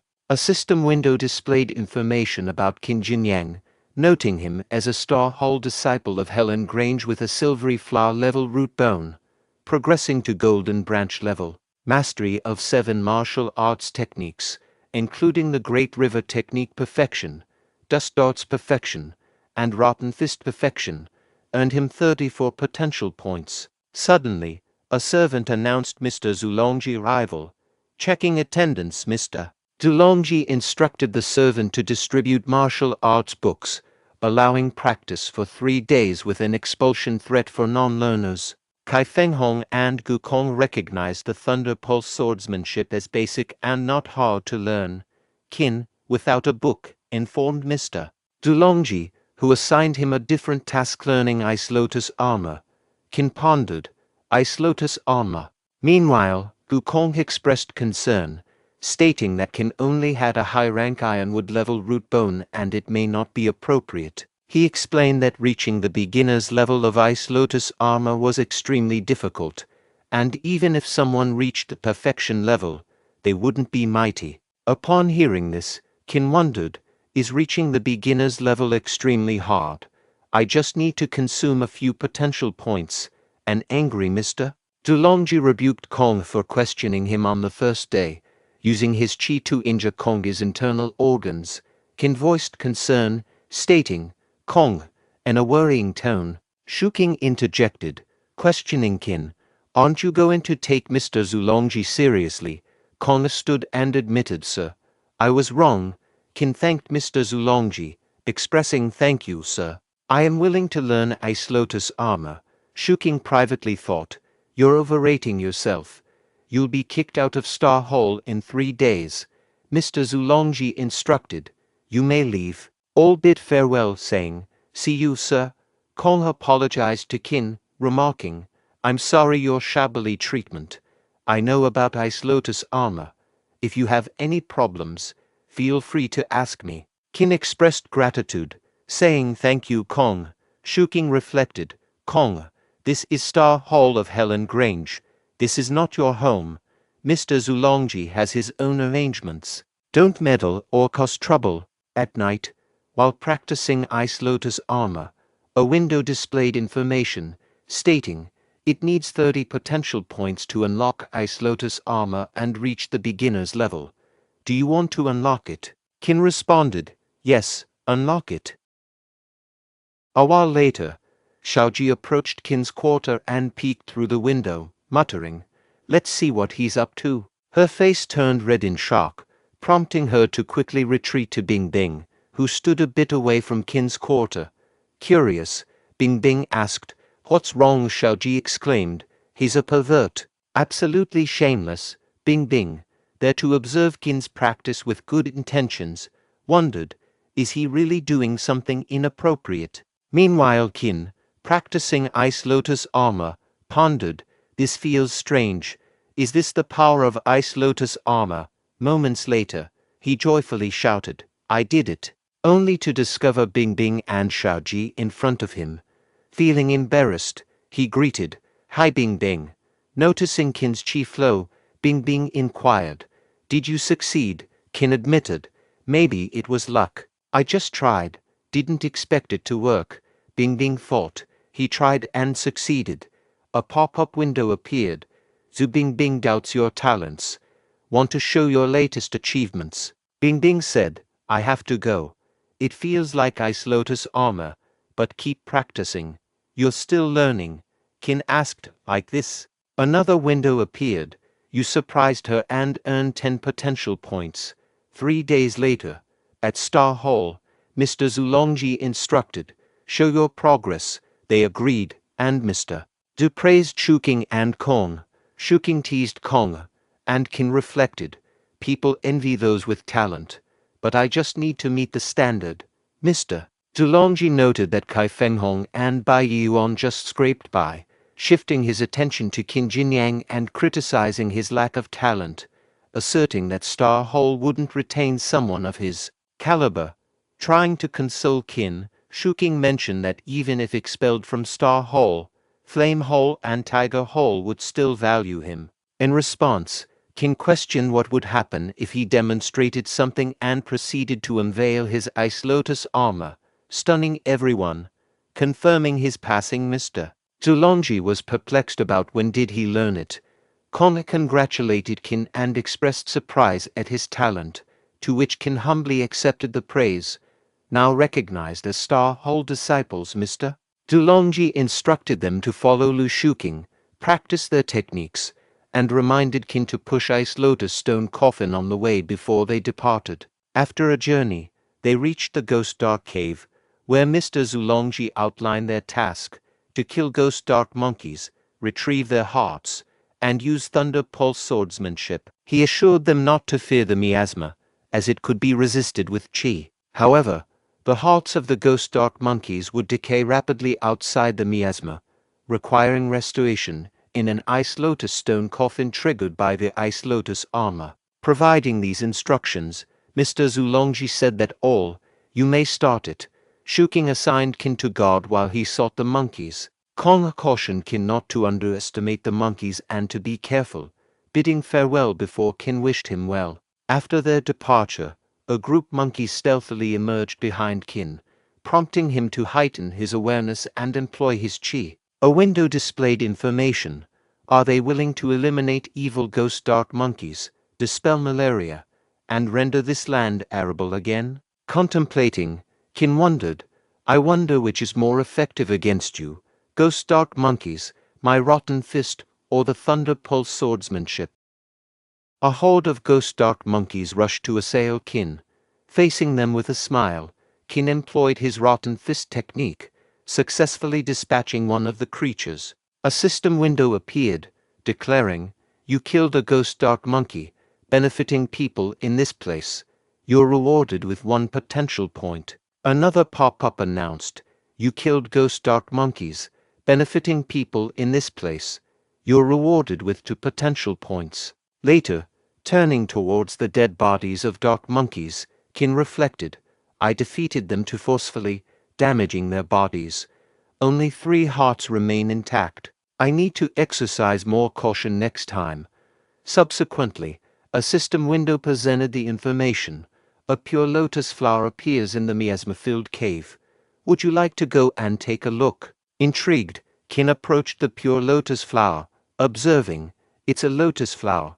It looks more like a bamboo shoot. The system window inquired, are you willing to inject qi into the pure lotus flower to purify miasma and drive away ghost dark monkeys? As Qin neared the lotus, additional ghost dark monkeys emerged. Attempting to fend them off with his rotten fist, Qin found that this time, the monkeys adeptly evaded his attacks. He muttered, what's happening? They've become faster. No, it's the dense miasma slowing me down. Suddenly, a monkey landed a successful attack, injuring Qin. Frustrated, he exclaimed, damn monkeys. I better retreat. I'll examine the lotus flower more closely next time. Meanwhile, in another section of the cave, Kong found himself encircled by agile and cunning ghost dark monkeys, contemplating, will this be the end for me? I wonder how Qin is managing with only the defense of his ace lotus armor. Suddenly, a rumbling noise echoed from behind Kong. Turning around, he witnessed Qin sprinting toward him. Wondering about what lay behind Qin, Kong thought, what has he done? Qin urgently instructed Kong, run. I stirred up those monkeys. Run. Shocked, Kong inquired, how did you manage that? Later, Kong complimented Qin, saying, impressive. You caught up using just your qi. Qin responded, you have excellent lightness skills, Kong. Unfortunately, Kong admitted running out of qi but acquiring only 1 ghost dark monkey's heart. A window appeared, indicating that Mr. Gu obtained only 1 heart due to poor performance and offered Qin a low price to buy the hearts. Reflecting, Qin thought, this notification arrived at the perfect moment. I was pondering how to handle these ghost dark monkey hearts. Qin then confided in Kong, saying, I have a secret. Can you keep it? Kong speculated, is it about your ice lotus armor nearing perfection? I saw through it, and I believe Lu Shuking noticed too. Qin clarified, no. Watch this. Kong inquired, what? Qin revealed, let's make a deal. Name a price for these 3 hearts. Kong proposed, 100 taels of silver per heart. I'll give you 300 taels, and I'll claim credit for extracting these hearts. Qin agreed, deal, provide me with 300 taels, and I'll swear I didn't kill any ghost dark monkeys. A window displayed information, acknowledging that Qin had improved the performance of this wealthy individual, earning him 5 potential points. Kong expressed gratitude. You've been a great help, Qin Jinyang. Qin nonchalantly replied, it's okay, and both burst into laughter. Later on, Mr. Zulongji announced, time is up. How many hearts did you acquire? This is the first mission for Star Hall disciples. For each heart, you can practice for 2 hours in the owner's secret room, and so on. The one with the most hearts receives an extra reward from the owner of Helan Grange, a clear spirit peel. Shuking aimed to secure the clear spirit peel, having learned the Thunder Pulse swordsmanship from Mr. Zulongji before joining Star Hall. Feng Hong and Yeong admitted to getting nothing, while Shuking proudly declared, Sir, I obtained 2, Mr. Zulongji firmly declared that Kai Feng Hong and Bai Yeon were forbidden from sleeping that night, instructing them to engage in sword fighting practice under Lu Shuking's guidance. Shuking turned to Kong, questioning the number of hearts he had secured. Kong, addressing Zulongji, revealed he had obtained 4 hearts, leaving Shuking astonished. Privately, Kong credited his success to Qin Jinyang. Meanwhile, Shuking pondered if the Gu family possessed techniques surpassing Thunder Pulse swordsmanship and accused Kong of employing questionable tactics. In response, Kong advised Shuking to practice more and refrain from baseless accusations. Mr. Zulongji intervened, silencing both and promising to address the matter later. Later that night, in the Qin quarter, Qin reflected on the moment when Kong had given him 400 taels of silver, 300 for monkey hearts and an additional 100 as gratitude for obtaining the clear spirit peel. Qin expressed his thanks to Kong, acknowledging his generosity. Suddenly, Qin heard approaching footsteps. Turning to inquire who was there, an agile elderly person emerged, attempting to strike Qin, but the ice lotus armor blocked the attack. The old man praised Qin's near-perfect ice lotus armor. Meanwhile, Qin used dirt field technique with hypnotizing powder, and the old man criticized Qin. As a martial artist, you'd better not rely on such a small trick. Utilizing the light step technique, the old man swiftly positioned himself behind Qin, lauding his physique and recognizing his potential to become a skilled martial artist. Finally, the old man inquired about the level of Qin Jinyang's Great River technique. Some time later, perched on Qin, the elderly man identified himself as Mr. Wu Shenxi and burst into laughter. He remarked, "Impressive. You're a young martial artist who hasn't attained rank 1. Yet your Great River technique has already achieved perfection." Qin responded anxiously, "Mr. Wu, I shouldn't have secretly learned the Great River technique. Please don't destroy my foundation." Mr. Wu reassured him, "I won't. My sole purpose in life is to pass down the Great River technique." Qin replied, "Pass down the Great River technique." Adopting a respectful tone and bowing to Mr. Wu, Qin uttered, "Master, greetings, Master." Mr. Wu chuckled and said, "Clever boy. No need for arduous tasks in Star Hall. Come to Haosheng Hall." Qin explained, "I have some personal matters to attend to, so I can't go to Haosheng Hall now. Please forgive me, Master. Once I handle these matters, I'll promptly go to Haosheng Hall." Mr. Wu agreed, "All right.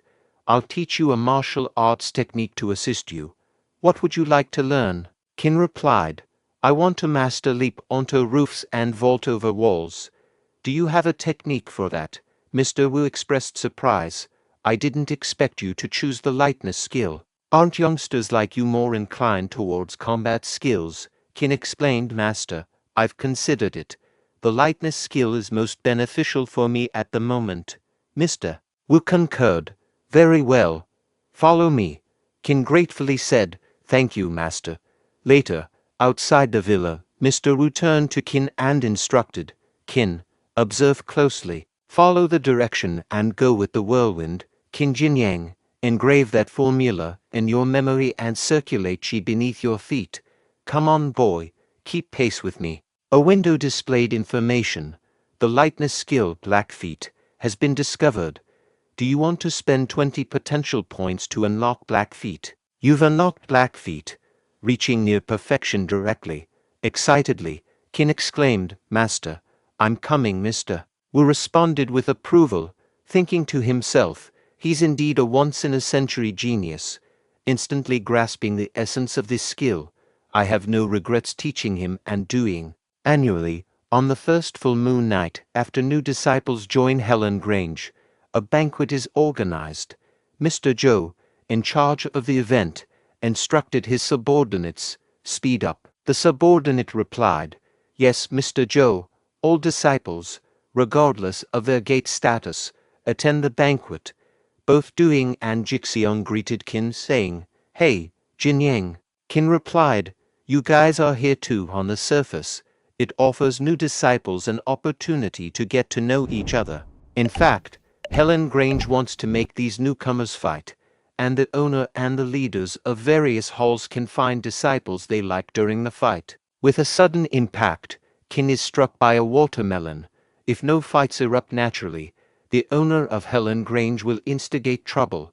Jixiong defended Qin, exclaiming, "How dare you hit Qin?" Duing added, "How dare you hit my buddy?" As expected, this year is no different, and the new and old disciples engage in combat, creating a harmonious scene. Mr. Zhou urged, "Speed up. We need more jars to smash." Qin confronted a guy who was eating the watermelon before and questioned, "Did you bully Wang Jixiang?" At that moment, someone tapped Qin's shoulder, prompting him to launch a punch, easily blocked by Mr. Wu. In response, Mr. Wu asked Qin, enjoying the fight. Qin halted and addressed him as master. Mr. Wu instructed, "Come with me. I'll introduce you to other hall leaders and Grange managers." Qin followed Mr. Wu, entering Helan Grange. Mr. Wu pointed out, "Here we are, Qin. Meet Mr. and Mr. Ding, deputy managers of Helan Grange." Mr. observed Qin, remarking, "I've seen you before. You seem destined for greatness." Qin expressed gratitude, saying, "Thank you for your kind words, Mr. O." Mr. Ding recognizing Qin, stating, "So you're Qin Jinyang, Mr. Wu has spoken highly of you, claiming to have found a talented disciple." Qin responded, expressing contentment, "I'm pleased my master holds me in high regard." Mr. Ding proposed a test, asking, "Allow me to assess your skills. Does Mr. A have a strategy to defeat me in this game?" Qin replied, sharing his perspective. "In my view, Mr. A faces a challenging situation, but he still holds a potential path to victory." Both Mr. Ding and Mr. O were taken aback by Qin's comments. Mr. Wu whispers to Qin if he was sure that Mr. Ding was the best Go player in Helan Grange, mentioning that no one had ever defeated him in a decade. Confidently, Mr. Ding retorted, challenging Qin by noting that Qin's master had lost to him just 3 days ago. However, Qin privately assessed Mr. Ding as a novice based on the game pieces and pondered if martial artists were generally bad at playing Go. Qin revealed his experience, mentioning leading an online Go game project and playing against professional Go players at levels 2 and 3 before time travel. He assured his master that he could win the game for Mr. O. Mr. O agreed, offering that if Qin win, he could request anything he desired.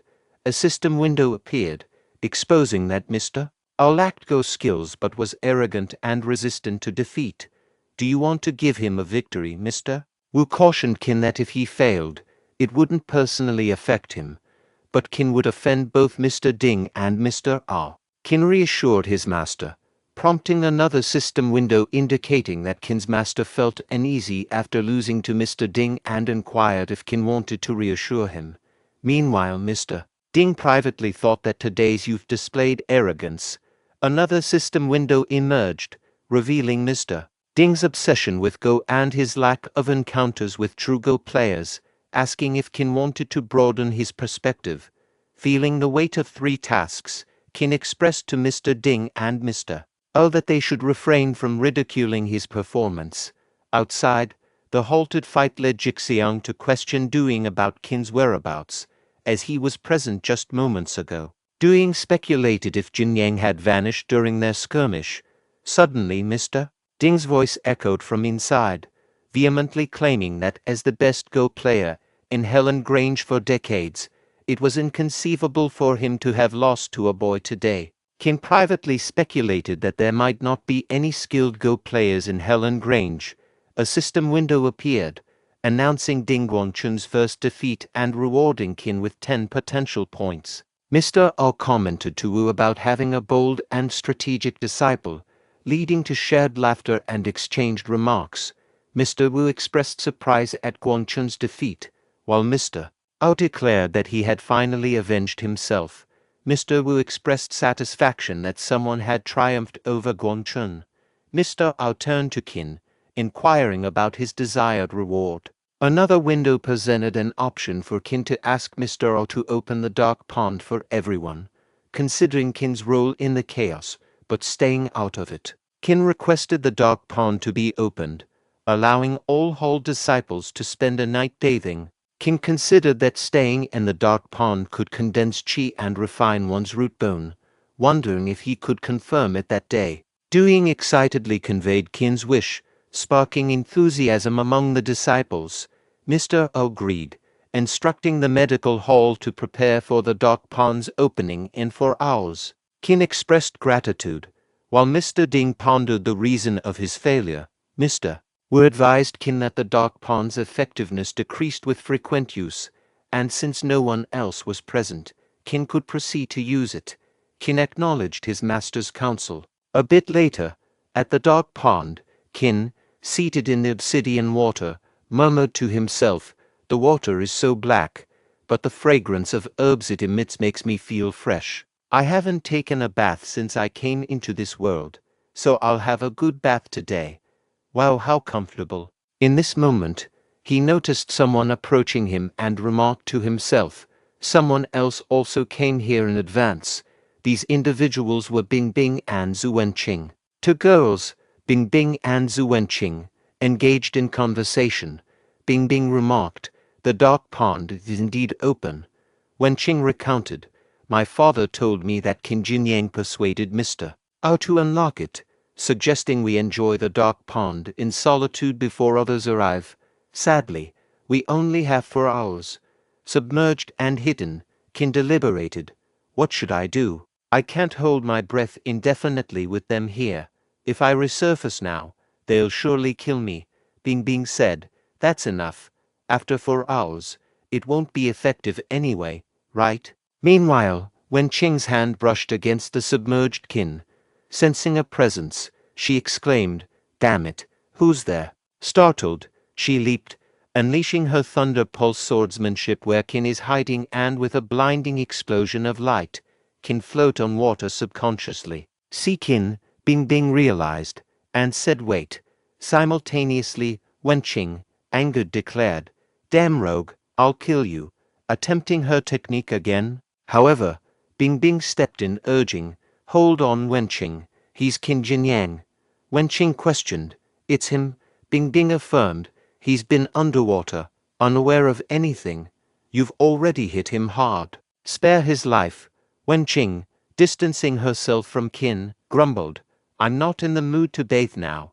I'll go back." Shortly after, in the changing room, Qin muttered, "I was nearly killed." With thunder pulse swordsmanship like hers, she deserves to be the eldest female disciple in Helan Grange. It should have been Bing Bing who intervened for me. Otherwise, Zhu Wenqing would have finished me off.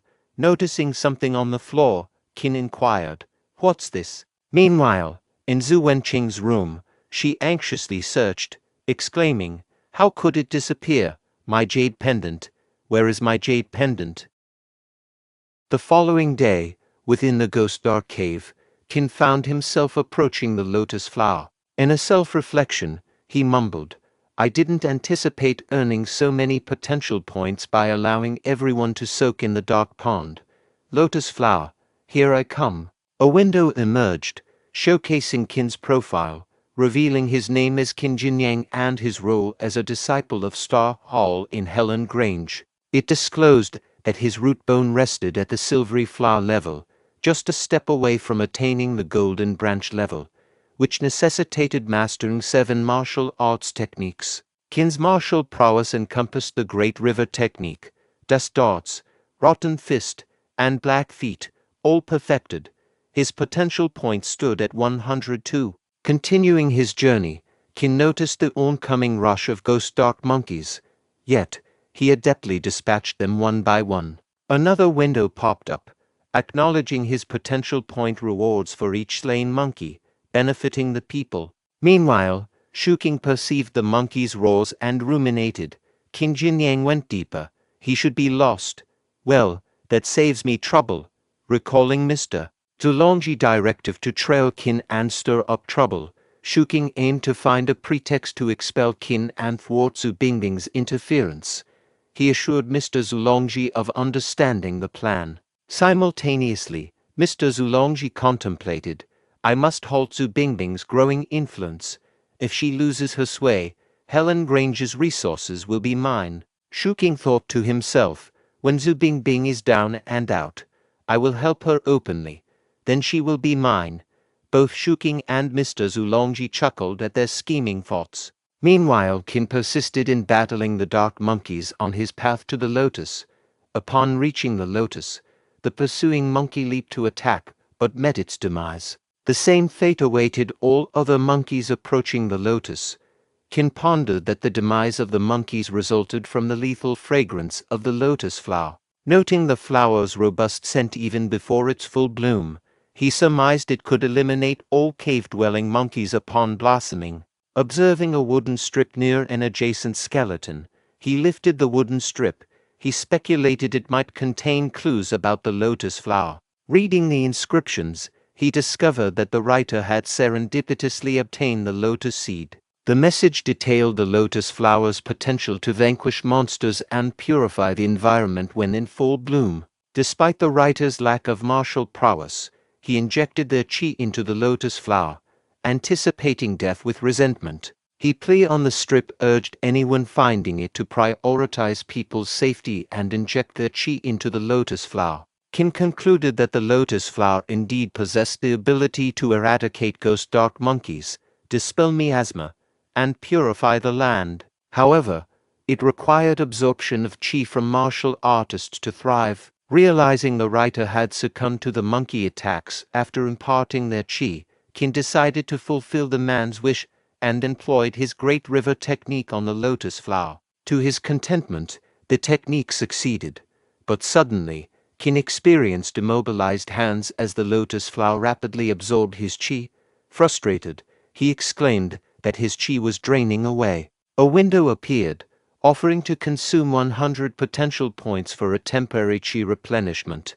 Undeterred by the cost, Qin eagerly agreed, urging the process to quickly proceed. Subsequently, another window notified Qin that the secret treasure had activated, leaving him with 48 points of potential. The jade pendant, picked up from the floor of the dark pond changing room, turned out to be the secret treasure, and then the pendant levitated.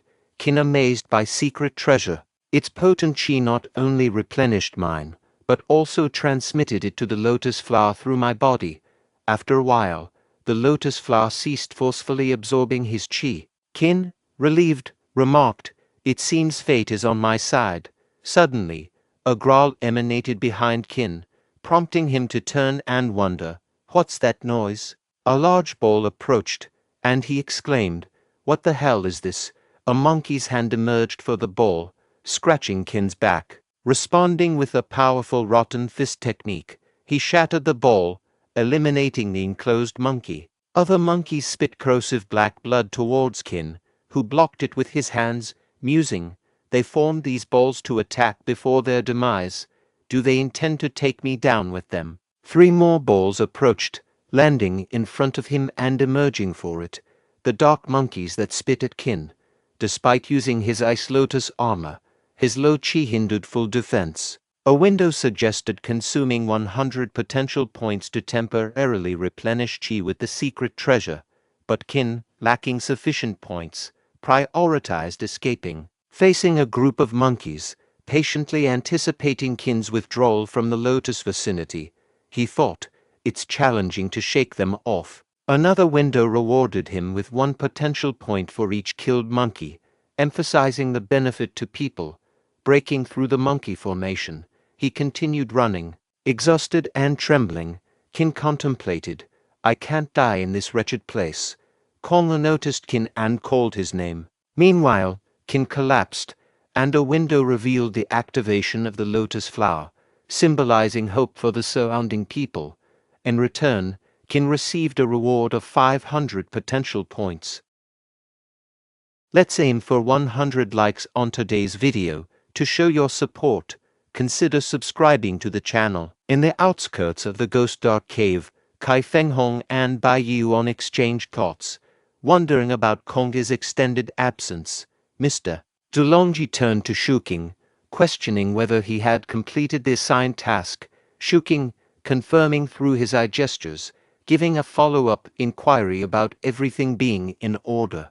Meanwhile, Hong emerged from the cave, supporting the injured Qin, prompting Yuan to express concern. Mr. Zulongji commanded a halt, and Kong informed him of finding Qin. Qin explained his injuries from a monkey attack and apologized to Mr. Zulongji, who remained silent. Qin reiterated his plea, receiving no response. Shuking scolded Qin, expressing disbelief at his audacity to seek forgiveness. Kong questioned Shuking's reproach, as Mr. Zulongji hadn't spoken. Qin assured Kong it was fine. Mr. Zulongji reprimanded Qin, ordering him to the penalty hall for 200 stick beatings, warning of expulsion for a recurrence. Kong interjected, citing Qin's injuries and suggesting a delay in punishment. Shuking dismissed Kong, asserting his lack of authority. Mr. Zulongji outlined Qin's punishment, and Qin, understanding, declared he'd leave Star Hall as Mr. Zulongji desired, tossing his Star Hall medal. Kong caught it, expressing disappointment and declaring his departure. Watching them go, Shuking labeled them as idiots. Mr. Zulongji instructed Shuking, inform Mr. Shi and Mr. Zheng to prepare gifts. There are available seats in Star Hall. Shuking acknowledged, yes, sir. 2 days later, Duing inquired of Qin, how are you feeling now? Qin expressed gratitude to Duing and Mr. Wu. Thank you for your concern, master. I'm almost fully recovered. Mr. Wu questioned Qin, Haoxing Hall is your home. Tell me, what are your future plans? Qin replied to Mr. Wu, master, I'll break through to rank 1 tomorrow. Duing asked Qin, has your chi reached rank 1? Qin informed Duing, actually, it reached rank 1 a long time ago. The reason for not making a breakthrough was the sensitivity of ghost dark monkeys to martial artists' chi. Now that the issue is resolved, I don't need to worry. Duing expressed concern, I think it's inappropriate. You just recovered. Making a breakthrough directly may not be wise. Mr. Wu assured Duing, I am well aware of Qin's condition.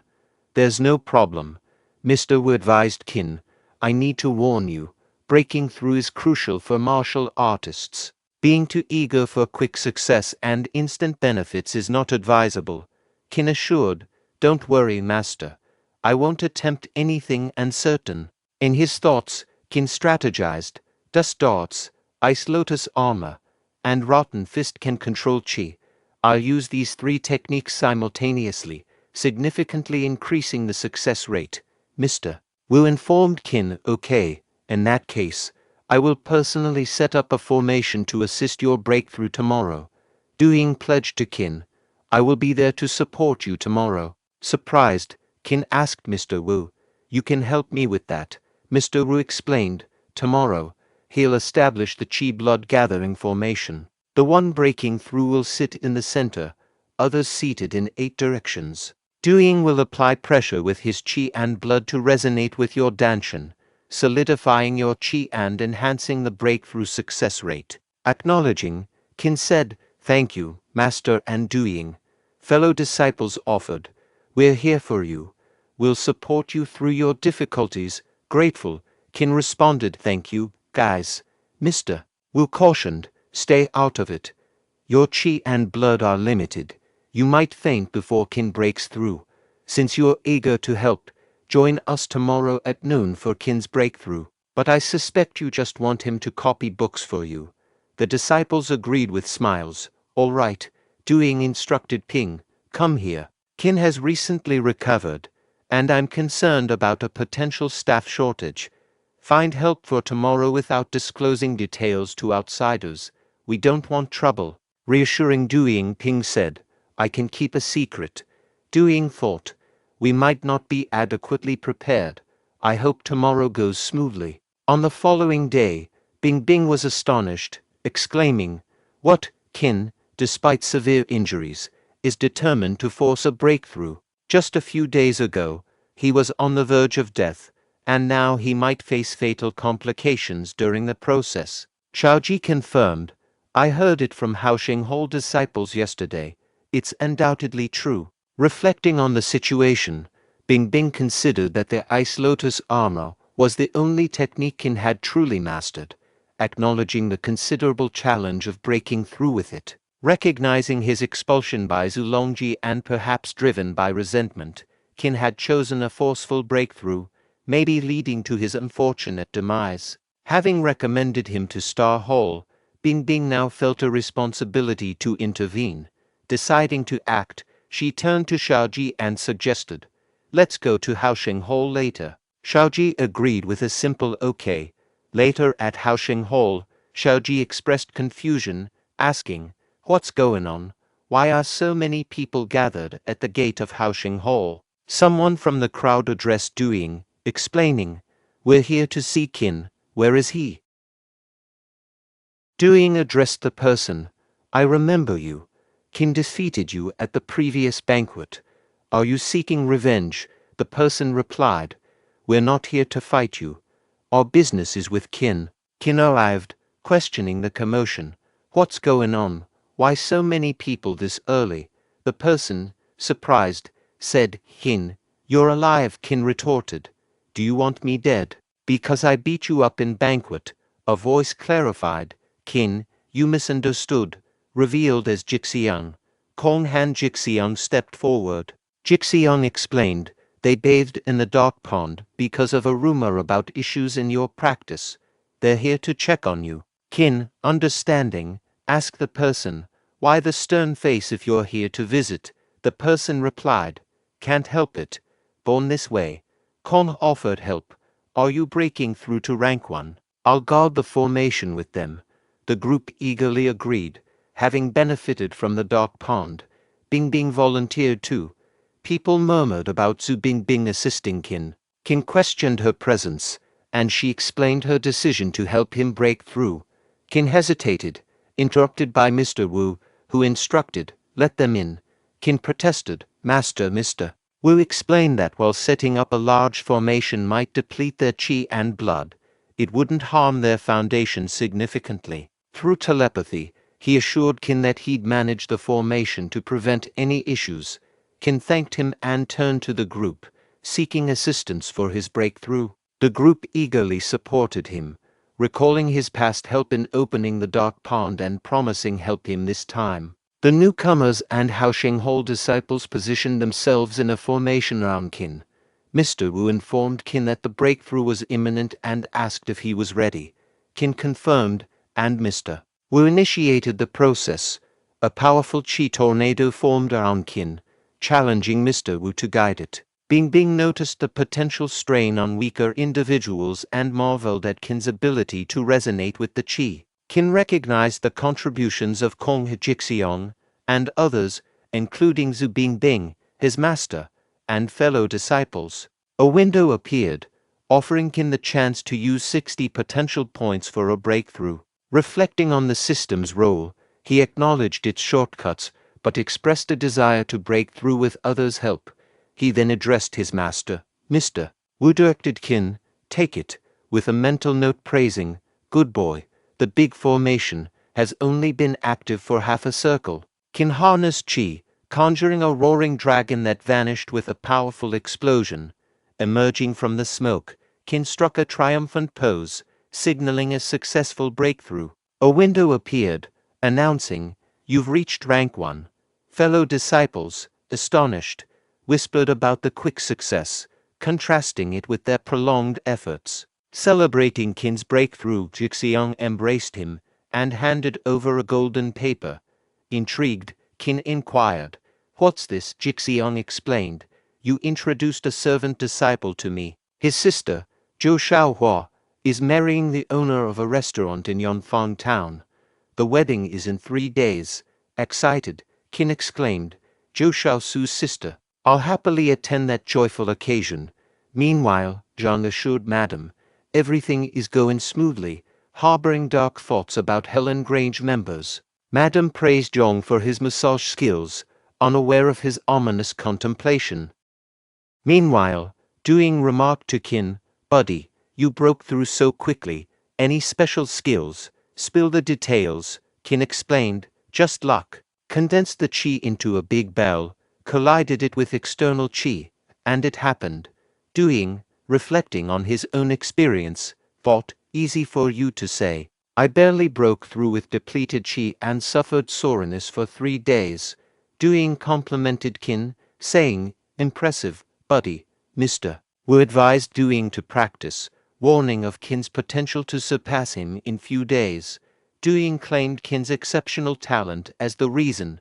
Mr. Wu urged him to focus on practicing instead of chatting. Qin, feeling content after 3 years, considered it a homecoming. A system window suggested Qin treat everyone to a dark pond bath. Qin enthusiastically announced his decision to the group, and Duing gladly accepted. Leading the way, Xiaoji congratulated Qin, surprising him. Qin suggested Xiaoji join Bingbing at the dark pond, to which Xiaoji jokingly warned about potential beatings.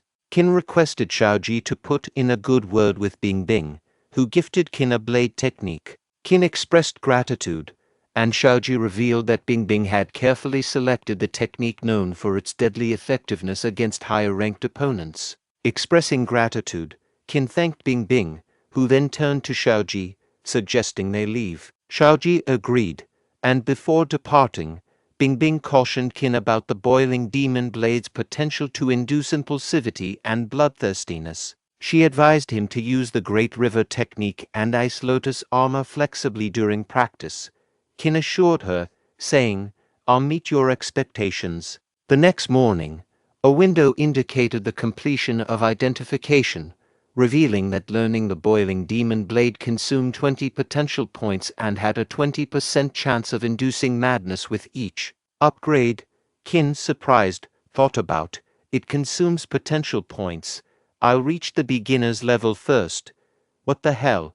This scene seems different from before." As the technique made contact, it attacked his mind, revealing past moments of his anger and despair. Qin recalled Bingbing's advice to use the Great River technique and Ice Lotus armor, and he successfully fought off the demon trying to control his mind, and another window informed him that his boiling demon blade had reached the beginner's level. Qin thought to himself, "Fortunately, it reached the beginner's level, but it may be hard to upgrade it in the future. Why do I feel so sleepy?" After a brief interval, Qin opened his eyes and was surprised to find Erhu standing before him. He inquired, "Erhu, when did you arrive?" Erhu replied, "This secret book belonged to Mr. Feng Duing, but Mr. Wu has said it is yours now." Qin exclaimed, "We haven't seen each other for a long time. Shall we have a drink?" Erhu declined, saying, "No, Mr. Feng asked me to do other things. I'll go back first." Qin wondered to himself, what's wrong with Erhu? Is he worried about anything?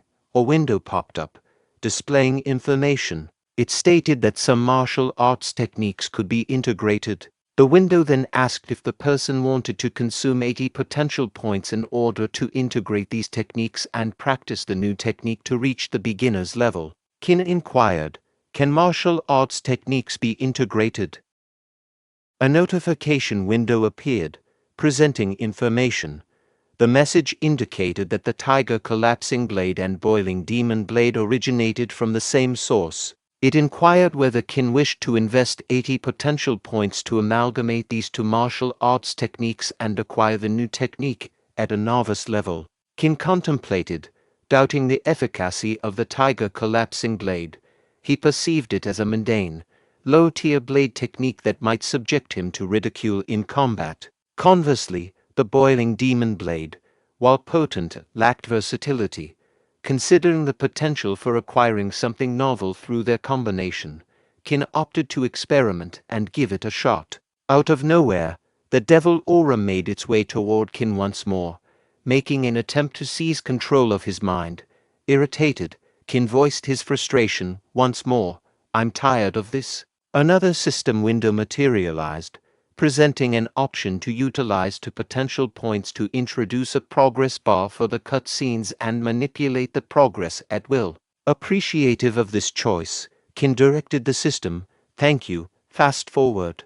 In a brief span, Qin came to the realization that spending 80 potential points resulted in what appeared to be an underwhelming outcome. He commented, "I invested 80 potential points, and this is the extent of it. It resembles more of an acrobatic move. Upon closer examination, isn't it still essentially the Tiger Collapsing Blade? And its power is rather lacking."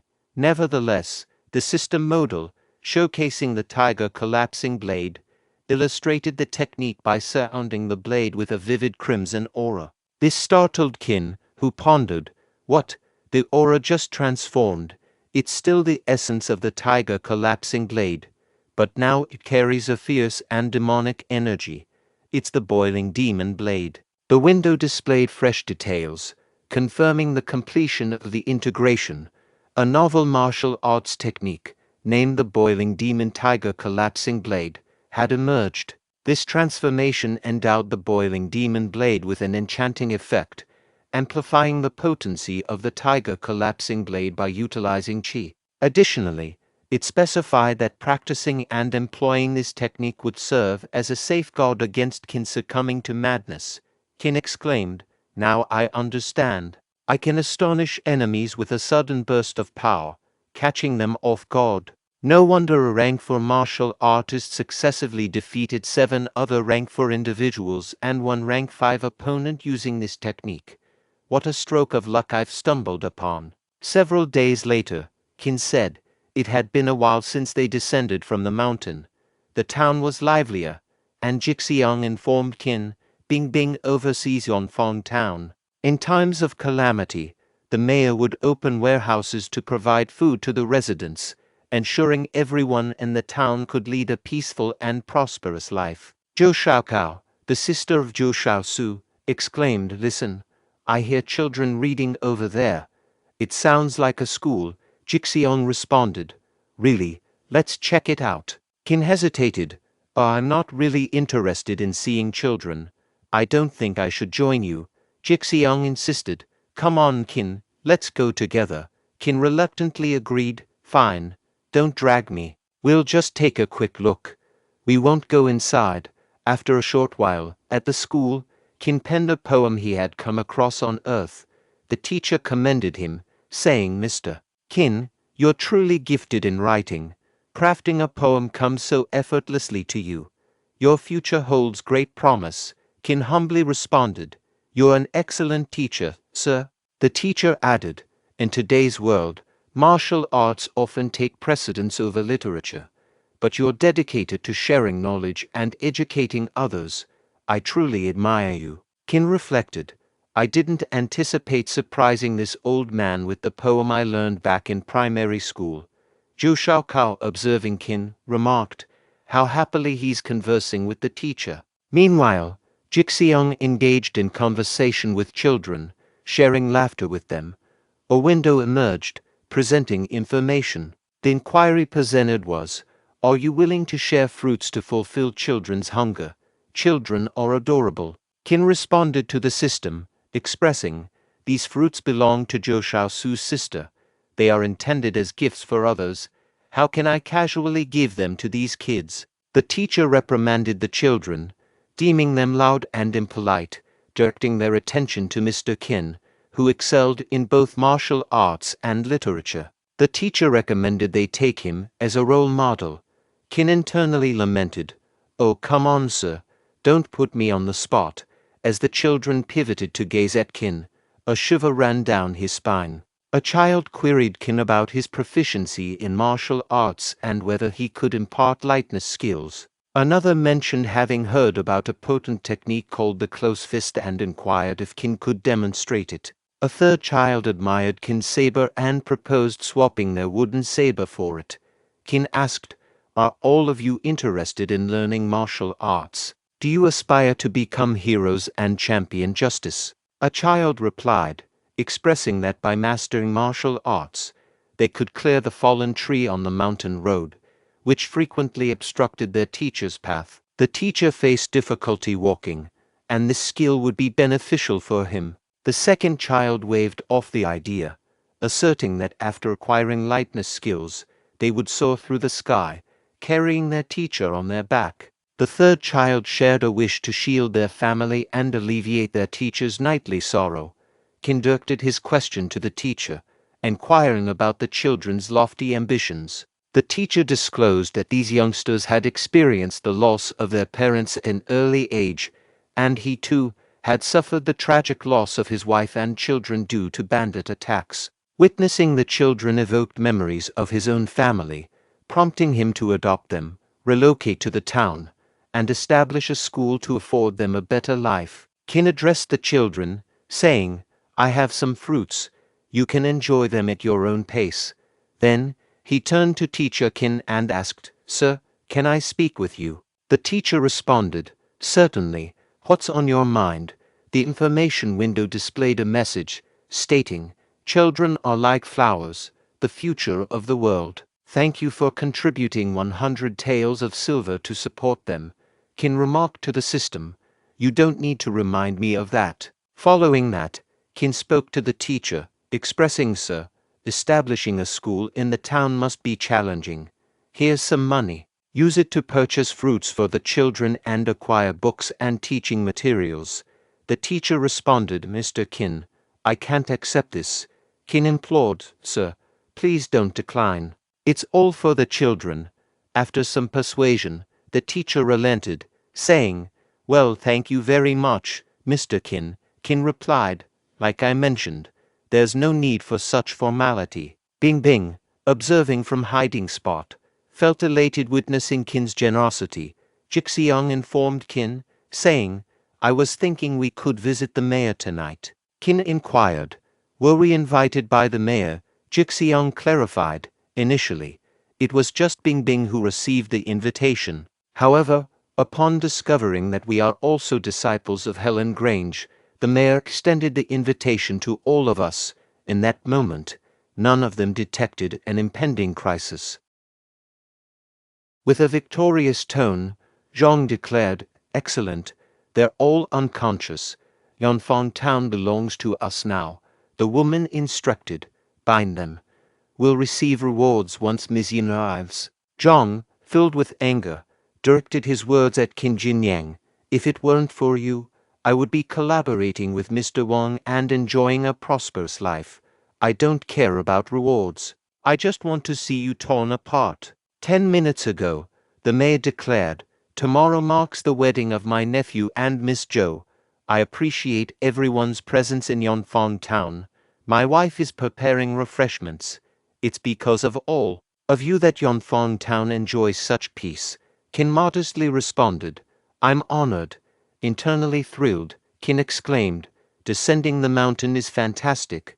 What a delightful meal awaits. System window abruptly appeared, conveying the message.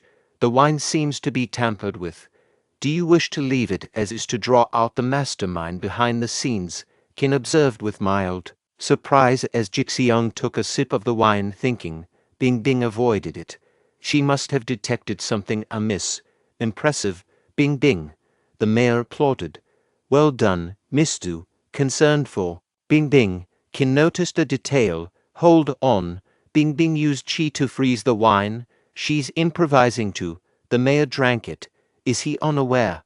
I'll feign unconsciousness and discover who drugged us.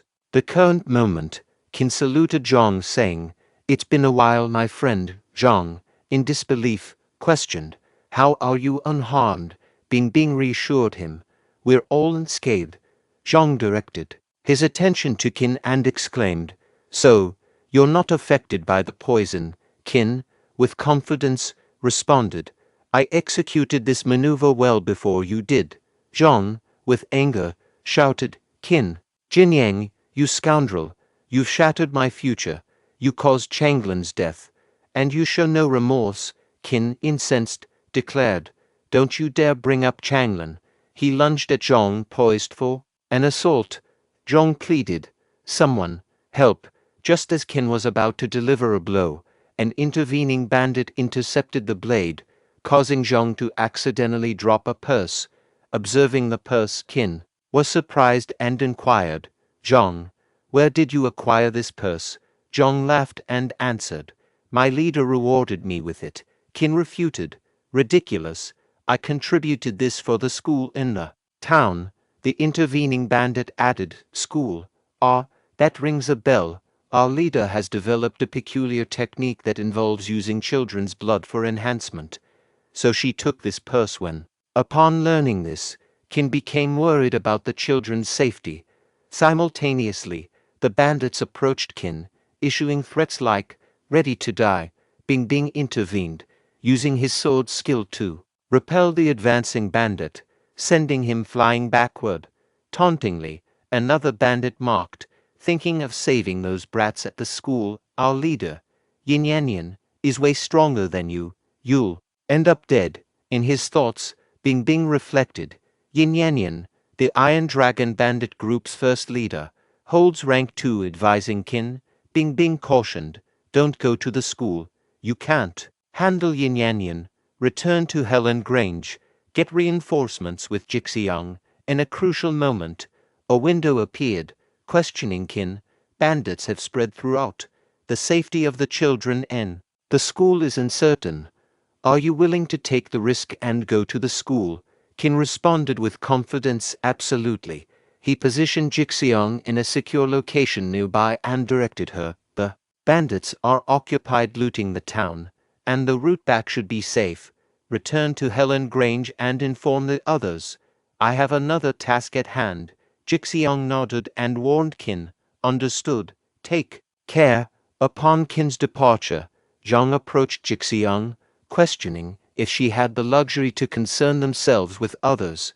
Meanwhile, at the school, Yin Yanyan delivered a powerful punch to the teacher, causing him to spit blood and kneel on the ground. With a sinister tone, Yin Yanyan inquired about the next victim. The teacher clutched Yin Yanyan's leg and urged the children to flee. Despite Yin Yanyan insulting the teacher, presuming him dead, she proceeded to twist his head to ensure his demise. Witnessing this, the shocked children labeled Yin Yanyan as a villain and passionately demanded the return of their teacher. Fueled by a desire for vengeance, the children aimed to end Yin Yanyan's life. In response, Yin Yanyan mockingly offered to send them to their teacher. As she moved to attack a child, Qin intervened, using his lightness skill to save the young one. Surprised, Yin Yanyan questioned Qin's identity, not anticipating anyone else challenging her. Qin boldly proclaimed his intent to kill her. Qin directed a child to lead the others into hiding, urging them not to emerge from the room. The child responded affirmatively, addressing Qin as Mr. Qin. Yin Yanyan sarcastically praised Qin's chivalry, remarking that whether she killed Qin or the child first, the outcome would be identical, followed by a sinister laugh. Several windows appeared, questioning Qin's willingness to eliminate Yin Yanyan to rescue the children, avenge the teacher's demise, bring solace to the souls of the 541 deceased individuals across 7 towns, or safeguard the people in Yanfang town. In his mind, Qin strategized that understanding Yin Yanyan's unpredictability could be exploited, and to execute his plan successfully, he needed to make her underestimate him, exploiting her vulnerability. Employing the Blackfeet skill, he swiftly advanced toward Yin Yanyan, surprising her with a sudden tiger collapsing blade technique attack. Yin Yanyan acknowledged the strength of Qin's slash but taunted that he couldn't land a hit on her. Amused, she urged him to unleash all his techniques. Qin, in response, tried to employ the dust darts technique to throw poison at her, only to find that she effortlessly dodged the attack. Realizing the ineffectiveness of the dust darts, Qin adjusted his approach. Yin Yanyan swiftly positioned herself behind Qin, condemning his underhanded tactics. Qin countered by activating the Ice Lotus armor skill, mitigating the impact of Yin Yanyan's assault. Impressed by Qin's martial arts proficiency, Yin Yanyan cautioned him against overestimating his capabilities. Qin, unimpressed, urged her to skip the warnings and get straight to the point. Capitalizing on Yin Yanyan's momentary lapse in defense, Qin seized the chance to execute the tiger collapsing blade technique, landing a successful strike. In his thoughts, Qin emphasized, "You made a mistake underestimating the tiger collapsing blade. This slash is devastating."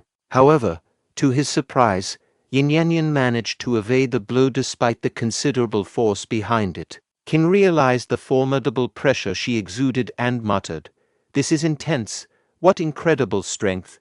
Reflecting on an old memory, Yin Yanyan recalled his master's words, "Impressive. You is truly worthy of being the best disciple of the Blood Demon sect. The future for the youth looks bright and promising." His master continued, "Good girl. Only you can achieve the perfection level of Blood Demon kill. It's the finest technique in our sect. Once mastered, with a blood supply, we become unmatched. However, it's just..." Yin Yanyan interjected, addressing his master, "No, master. I will be the strongest. The ultimate strength belongs to me alone." In the current moment, Jinyanyan boldly asserted. I stand as the strongest. Qin wondered. Is she out of her mind? Jinyanyan menacingly warned. Prepare to be torn to shreds, boy. Qin pondered. A demonic skill with enhancements. Winning seems impossible. But wait, enhancements. Jixiang informed Zhong. You lack martial arts skills, so you can't hinder me. Zhong retorted. That was true, but things have changed. I've taken pills from the second and third leaders. Jixiang, after dealing with you, I'll finish off Qin. And consuming one of the pills, Zhong chuckled, remarking, it truly boosts my strength. Jixiang cautioned, before you reach Jinyang, you'll have to get through me first. Zhong laughed and charged towards Jixiang, who was surprised, thinking, how is he so fast? Zhong boasted, even as a formal disciple. What can you do against me? This pill enhances my power 100 times. Jixiang considered. Is this still Zhong? His power is unimaginable. I'm weaker, so speed might be my only advantage. Jixiang declared. It's done. No matter your strength, your speed has its limits. Zhong countered. Jixiang, spare me your lectures. Your superiority complex irks me the most. Rot in hell. Jixiang wondered. He can't feel pain. No, that pill must be causing issues. Meanwhile, Zhong charged for another attack but suddenly stopped, proclaiming, I'll kill you and Qin, as his body expanded and then exploded with a loud bang. Jixiang found the remaining pill beside Zhang's lifeless form and deduced, this pill provides a temporary power boost, but its side effects are severe. Mishandling it results in an explosive death, as witnessed with Zhong. Despite being an inner gate official disciple with some training, I hesitate, knowing that taking the pill might jeopardize my danshan. As an explosive sound echoed from the school, Jixiang worried about Qin. On the other hand, Qin was forcefully struck by Jinyanyan, sending him crashing to the ground. As Jinyanyan advanced with a menacing threat, Qin pondered, this woman, having reached the pinnacle of rank 2, has become deranged. How can I handle this? I'll focus on evading her attacks for now. Out of nowhere, Qin caught a child's voice behind him, and as he turned, he discovered children's hidden in a room behind him. Simultaneously, Jinyanyan unleashed an attack that Qin skillfully blocked. With a sneer, Jinyanyan mocked, quite the hero you are, not even dodging to shield these kids. Let's see how long you can withstand. I'll cut you in half, extracting every bit of you brain, heart, intestines, and all. Qin retorted to Jinyanyan, your character is as repugnant as your appearance. Outraged, Jinyanyan exclaimed, how dare he? She heightened the force in her strike, escalating the clash between them. Yet, their battle was abruptly halted by Jixiang, who sternly cautioned Jinyanyan, keep your distance from Qin. Qin inquired about Jixiang's unexpected appearance, questioning why she was present. In a mocking tone, Jinyanyan commented, oh, what a lovely girl, ready to sacrifice yourself for him? Is he your sweetheart? Jixiang responded with a firm order, enough. Driven by the determination to safeguard Qin, Jixiang launched an attack against Jinyanyan, but her adversary effortlessly countered the strikes, pushing Jixiang back and causing internal injuries. Witnessing the critical circumstances, Qin stepped into the conflict, swiftly seizing Jinyanyan. Urgently instructing Jixiang, he said, go, take the children with you. Jinyanyan vehemently resisted, shouting, release me, brat, I'll rip you apart. In a powerful blow, she struck Qin, causing him to collapse. Meanwhile, Jixiang consumed the pill she had taken from Zhang's lifeless body. Steeled with determination, Jixiang faced Jinyanyan, proclaiming, the gravest mistake you've made is harming Qin. Jixiang claimed that Jinyanyan couldn't have harmed Qin. In response, Jinyanyan inquired if Jixiang had taken her pill and insisted on knowing its source, demanding an explanation. Despite being reminded of her low rank and perceived weakness, Jixiang was cautioned against arrogance. Jinyanyan, while threatening to handle Jixiang later, expressed concern about the well-being of the other two leaders and emphasized the urgency of eliminating the two youngsters, pondering the whereabouts of the Qin.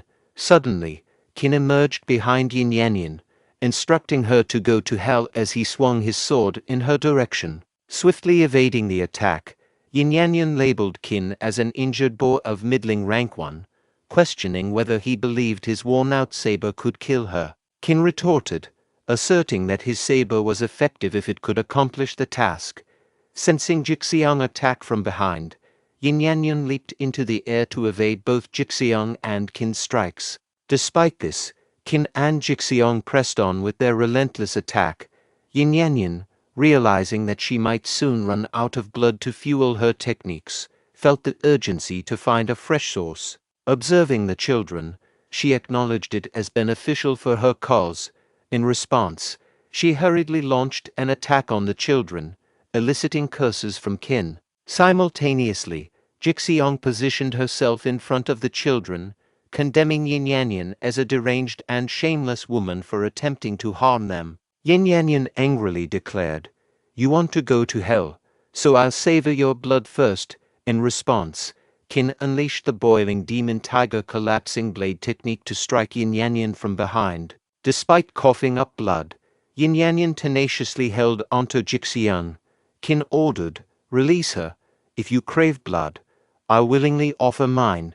Take my blood, release her." Subsequently, Qin splattered some of his blood onto Yin Yanyan. Upon receiving his blood, Yin Yanyan burst into laughter and cast Jixiang aside. A notification window appeared, stating, "You generously provided your valuable blood to someone in need.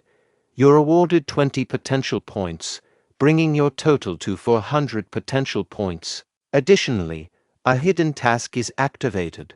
The power of all your techniques will receive a 40% boost, effective for 1 minute." Qin exclaimed, "Well, this is quite the surprise system." In this scenario concurrently, Yin Yanyan remarked, "Impressive, you clean up nicely. I'm almost hesitant to end you." Qin retorted, "End me. I'll gladly escort you to hell." Yin Yanyan taunted, "No saber, no chance. You still aim to end me?" Calling him a stubborn boy, she charged towards Qin. Simultaneously, a child hurled his wooden sword at Qin, who skillfully caught and firmly grasped the weapon. Yin Yanyan chuckled, questioning the impact of a wooden sword on her. Qin triggered all his techniques, their power elevated by 40% courtesy of the system. These techniques encompassed Black Feet, Great River Technique, Rotten Fist, Ice Lotus Armor, and Tiger Collapsing Blade. The system provided details, confirming that Qin had achieved perfection in the Boiling Demon Tiger Collapsing Blade, with its power now amplified by 40%. Subsequently, the strikes from both Qin and Yin Yanyan converged. Moments later, Yin Yanyan grinned and inquired if Qin believed he could defeat her with a wooden saber. Qin responded confidently, asserting that indeed he could. Yin Yanyan was momentarily perplexed by this answer, until she comprehended that the wooden sword had already penetrated her stomach. The system interface presented details, indicating that Qin had successfully eliminated Yin Yanyan, safeguarding the children and gaining 50 potential points. Additionally, Qin had sought vengeance for the teacher's demise, earning him an additional 20 potential points. Moreover, his actions had comforted the souls of 541 deceased individuals across 7 towns, resulting in a reward of 541 potential points. Finally, Qin's heroic act of saving the residents of Yonfang Town had garnered him an impressive 800 potential points. Qin's profile details appeared on the screen, revealing his occupation as a disciple of Haoxing Hall in Helan Grange.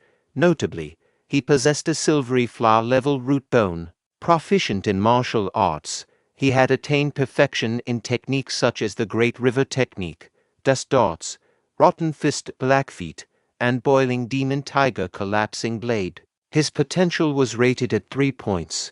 Yin Yanyan uttered her last words, regretting that she hadn't taken the situation seriously and finished the job. She also mentioned that Zhao Jiki hadn't informed her about Qin, Upon hearing this, Qin speculated that Zhao Jiki might be the one orchestrating Yin Yanyan's attack on the town. Jixiang stated, "We emerged victorious. The pill I consumed appears to be affecting my danshan." Qin cautioned Jixiang, saying, "Stay awake, Jixiang." Jixiang uttered, "I fear I'm perishing. Even if I endure, I'll likely be impaired." Qin reflected, "No, I can perceive her skin through the stone's crevices. Jixiang isn't entirely petrified." Jixiang disclosed, "I've harbored something to share with you for a while. I'm afraid I won't get the chance unless I say it now. In reality, I—" Meanwhile, Qin pondered, did the effect dissipate after Yin Yanyan drained Qin's blood? The Qin-touching petrification on Jixiang's body caused her petrified stone to crack and shatter. Qin exclaimed, "Jixiang, fantastic. Your danshan is unharmed." Jixiang responded, "Qin, please don't look at me." Qin apologized, "I'm sorry. Put on my clothes first. By the way, let's go assist Bing Bing." Jixiang agreed, "Okay." Bing Bing asserted, "I'll give you a few minutes. Share everything you know." The bandit retorted, "I won't tell you anything." "Don't think you can use us as hostages," Bing Bing declared. "I only need one hostage. If you don't talk, I'll kill you." The bandit defiantly stated, "Kill me? All of you will die when Ms. Yin is here." Qin declared, "Behold, it's Ms. Yin, or at least a part of her." The bandit reacted, "Is that Ms. Yin's saber? What is he carrying?" In response, Qin tossed Yin's head in front of the bandit, stating firmly, "Take a good look." Both bandits exclaimed, "This can't be real." One bandit pleaded, "Ms. Yin, life without you is unbearable." The other bandit lamented, "It's the end. The Iron Dragon bandit group is finished." "We're all finished." Qin confronted the bandits, stating, "Disclose all the information you possess. As bandits, I assume you're familiar with the strategies employed by Penalty Hall in Helan Grange." The bandits exchanged glances. One of them admitted, "I'll spill everything. A few days back, someone approached Mizyin, instructing us to infiltrate the town and eliminate the mayor and Misu. Following that, they planned to seize control of Yanfang town, citing the eradication of bandits. We get the money, and they get the town." The second bandit corroborated, "Indeed, everything he said is true." Qin rebuked the second bandit, saying, "Fool, now that he spilled everything, you're of no use to us." The second bandit pleaded, "Wait, I can reveal the locations of all the Iron Dragon bandit group's treasures."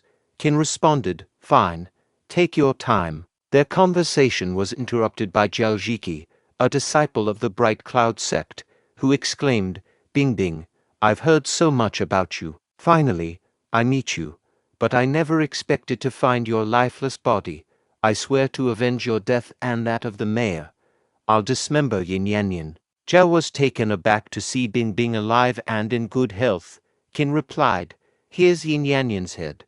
Cut it into pieces if you can." Zhao exclaimed, "What on earth?" In his thoughts, Zhao considered, Yin Yanyan is dead.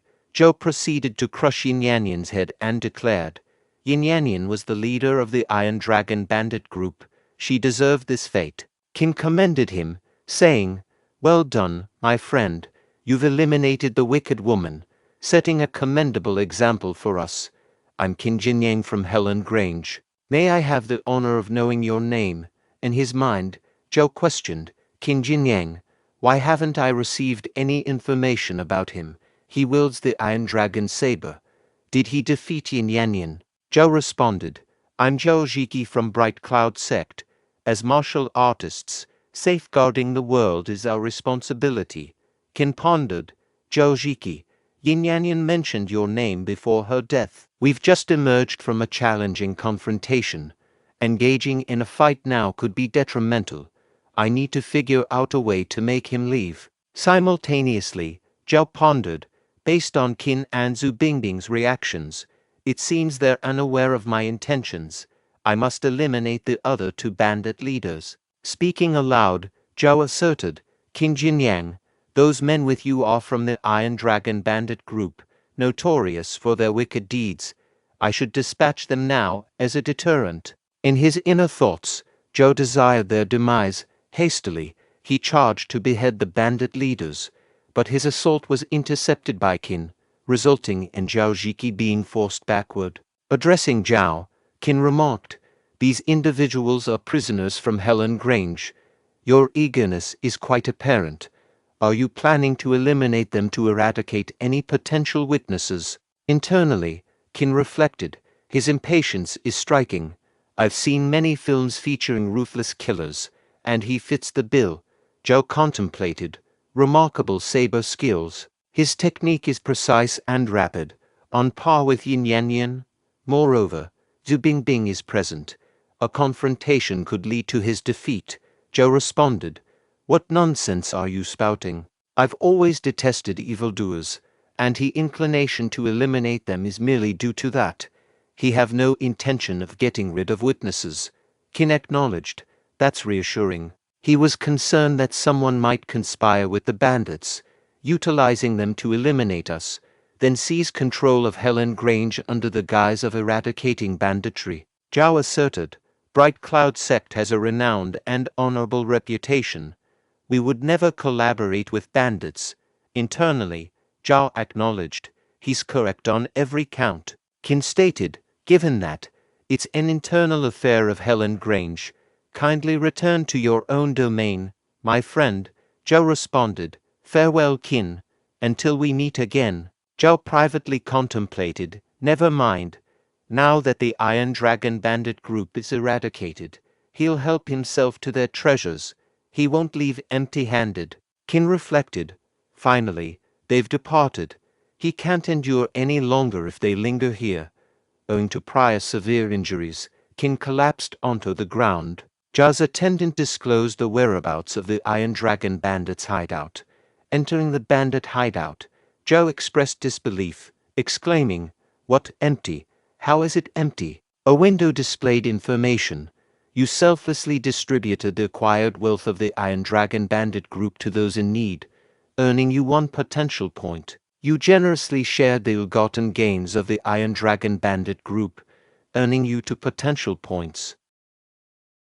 Various notifications displayed information, expressing gratitude for his benevolence. Qin received 5 potential points as a reward. Someone shared that a masked individual had distributed money to households the previous night, while another person confessed ignorance about the benefactor's identity. Qin chuckled to himself, thinking, "Keep praising me." Yet, his contemplation was cut short by an elderly man who accidentally dropped his bowl while rushing. The bowl plunged into the water, prompting the old man to seek advice on salvaging it. Qin surmised the bowl's significance to the elderly gentleman and, feeling benevolent that day, decided to assist him. Fishing the bowl out, Qin observed its foul odor and harbored concerns about its usability. Qin presented the salvaged bowl to the elderly man, advising him to take good care of it. However, before he could complete his sentence, the old man inadvertently dropped the bowl into the water once again. Annoyed, Qin instructed the old man to wait for him, as he intended to retrieve the bowl and ensure it found its way back into the elderly man's hands. Despite Qin's offer to help, the old man insisted on retrieving the bowl himself, expressing concern that Qin's clothes might get dirty. He exclaimed, "Let me do it.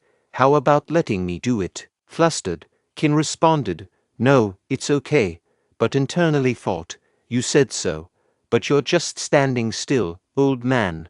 Qin approached the elderly man, handing him the bowl. However, before Qin could said anything to old man, he tossed the bowl into the water for a 3rd time.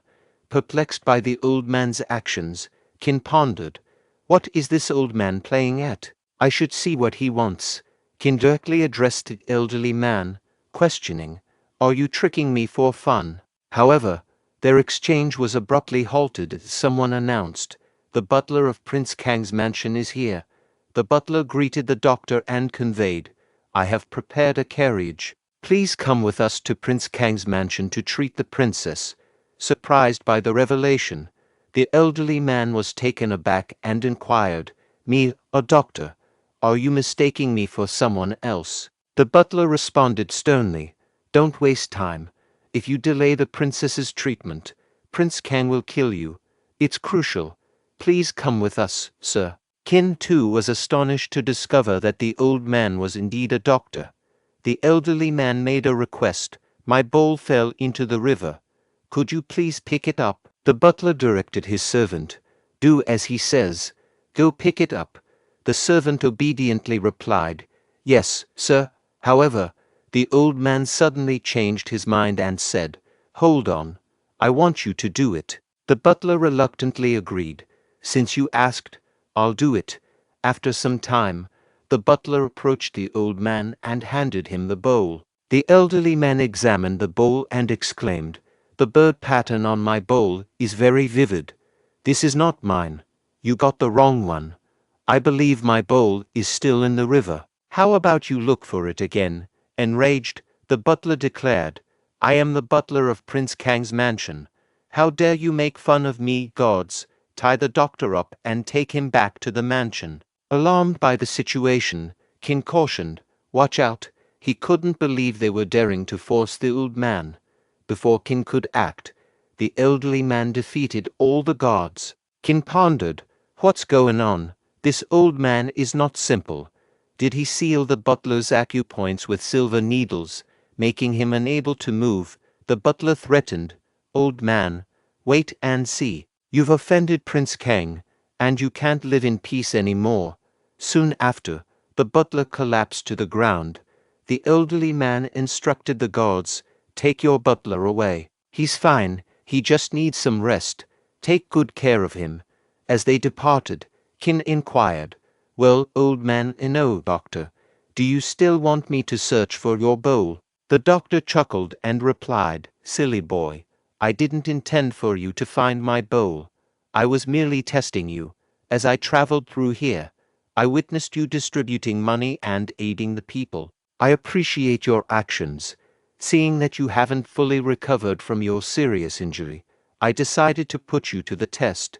Qin pondered, What's his next move? A valuable technique, or perhaps boundless wealth? To his surprise, the doctor handed him a bird. What on earth? Qin exclaimed. The doctor explained, This is the sleepy bird. I'm gifting it to you. It usually rests in your arms, consuming a bit of your qi as sustenance. It can come in handy during crucial moments. Expressing gratitude, Qin responded, Appreciate it. The doctor chuckled. Until next time. Curious about the bird, Qin inquired, You've been napping all this time, never opening your eyes. What assistance can you provide? Advising Qin, Jixiang added, You need some rest. You haven't recovered properly since your severe injury. You've been fixated on this plump bird lately. I suggest we prioritize finding medicine to heal your wounds. Prince Kang scorned, Incompetent fool. You can't even apprehend an elderly man. The butler implored, I beg for mercy, Your Royal Highness. The doctor is accompanied by a martial artist of rank 1 prowess, sharing camaraderie. This martial artist, unmistakably associated with Helan Grange, conversed and defended the doctor. It seems they share a friendship. Prince Kang commanded, Helan Grange, seize him, employ torture to extract the doctor's location, or use him as a hostage to coerce the doctor. Ensure his capture. Simultaneously, Qin pursued the bird presented by the doctor. Qin mused, Take it easy. Where is this plump little bird leading me? The bird ventured into the ghost dark cave, prompting Qin to follow. Inside, he pondered, The miasma has weakened. Could the bird be pursued by monkeys? Upon hearing a noise, Qin suspected the presence of another individual. Concealing himself behind a rock, he eavesdropped on Lu Shuking stating, I've brought hearts from the ghost dark monkeys. Where's the payment? A member of the Bright Cloud sect replied, Here it is. Allow me to inspect the hearts. In his mind, Qin reflected, Lu Shuking, Bright Cloud sect. I recall Zhao Jiki is from Bright Cloud sect. Oddly, these monkeys have been sluggish and vulnerable to attacks lately. Lu Shuking declared, 50 hearts. Confirm it. Here's your payment. This location is secure, and no one will uncover our presence. Much appreciated. Qin seethed with anger. Scoundrel, I never anticipated you'd secretly trade Ghost Dark Monkey's hearts here. If Mr. Du discovers this, you're in serious trouble.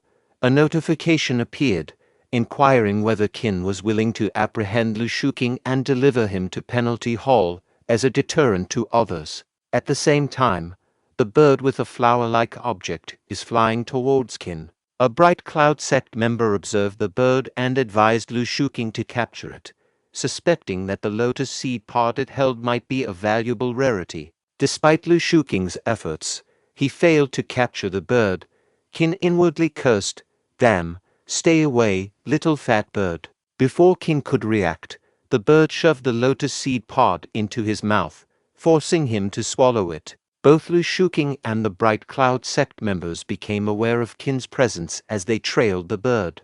The Bright Cloud sect member shouted at Lu Shuqing, "You claimed there was no one else here." Qin wondered, "Is my wound healed?" Lu Shuqing questioned Qin, "What brings you here?" Qin responded, "Oh Shuqing, it's been a while. Wishing you prosperity in your endeavors." Lu Shuqing interrogated, "Qin, how's life treating you?" "If you wish for my prosperity, Qin, then let it end here." Qin deployed the Ice Lotus armor to fend off Lu Shuqing's assault. Qin stated, "Shuqing, I haven't exposed your covert dealings with Ghost Dark Monkey's hearts. Are you planning to kill me, Lu Shuqing? Do you still see me as the vulnerable boy from the past? Do you think you can easily take my life? You engaged in secret transactions with Ghost Dark Monkey's hearts and conspired with outsiders. It's time to confess in the Penalty Hall." Subsequently, the members of the Bright Cloud sect initiated an assault on Qin, prompting him to distance himself from Lu Shuqing. Observing their prowess, Qin commented, "I didn't anticipate you'd possess some strength." Addressing the Bright Cloud sect individuals, Lu Shuqing ordered, "Quickly, eliminate him." They exchanged words among themselves, fighting together. "We can easily overcome a ranked martial artist." A message window appeared, presenting information for wrongdoers engaged in a clandestine trade of Ghost Dark Monkey's hearts and expressed interest in the Lotus Seed Pod. Are you ready to take punitive action against them? Qin said, "You claim to be capable of defeating a ranked martial artist. Are you more formidable than Yin Yanyan? Visit the Penalty Hall and admit your transgressions alongside Lu Shuqing," it asserted. Following that, Qin observed Lu Shuqing making a hasty escape. Shortly afterward, Lu Shuqing raised his voice, exclaiming, "Wenqing, there's a grave matter at hand. Qin Jinyang has been hunting Ghost Dark Monkey's hearts and covertly selling them to the Bright Cloud sect." Wenqing inquired, "Do you possess any evidence?" Lu Shuqing responded, "Indeed, I witnessed him carrying the gold leaves given by the Bright Cloud sect while attempting to eliminate those for swordsmen." Notification about this manhwa series. All the chapters that were released are included in this video till today. Notification about next part. This marks the conclusion of the 8th part of this manhwa. The 9th part will be posted after there were at least 3 to 4 chapters of this manhwa released. So remember to like and subscribe to the channel for future update. See you in 3 days with a new video.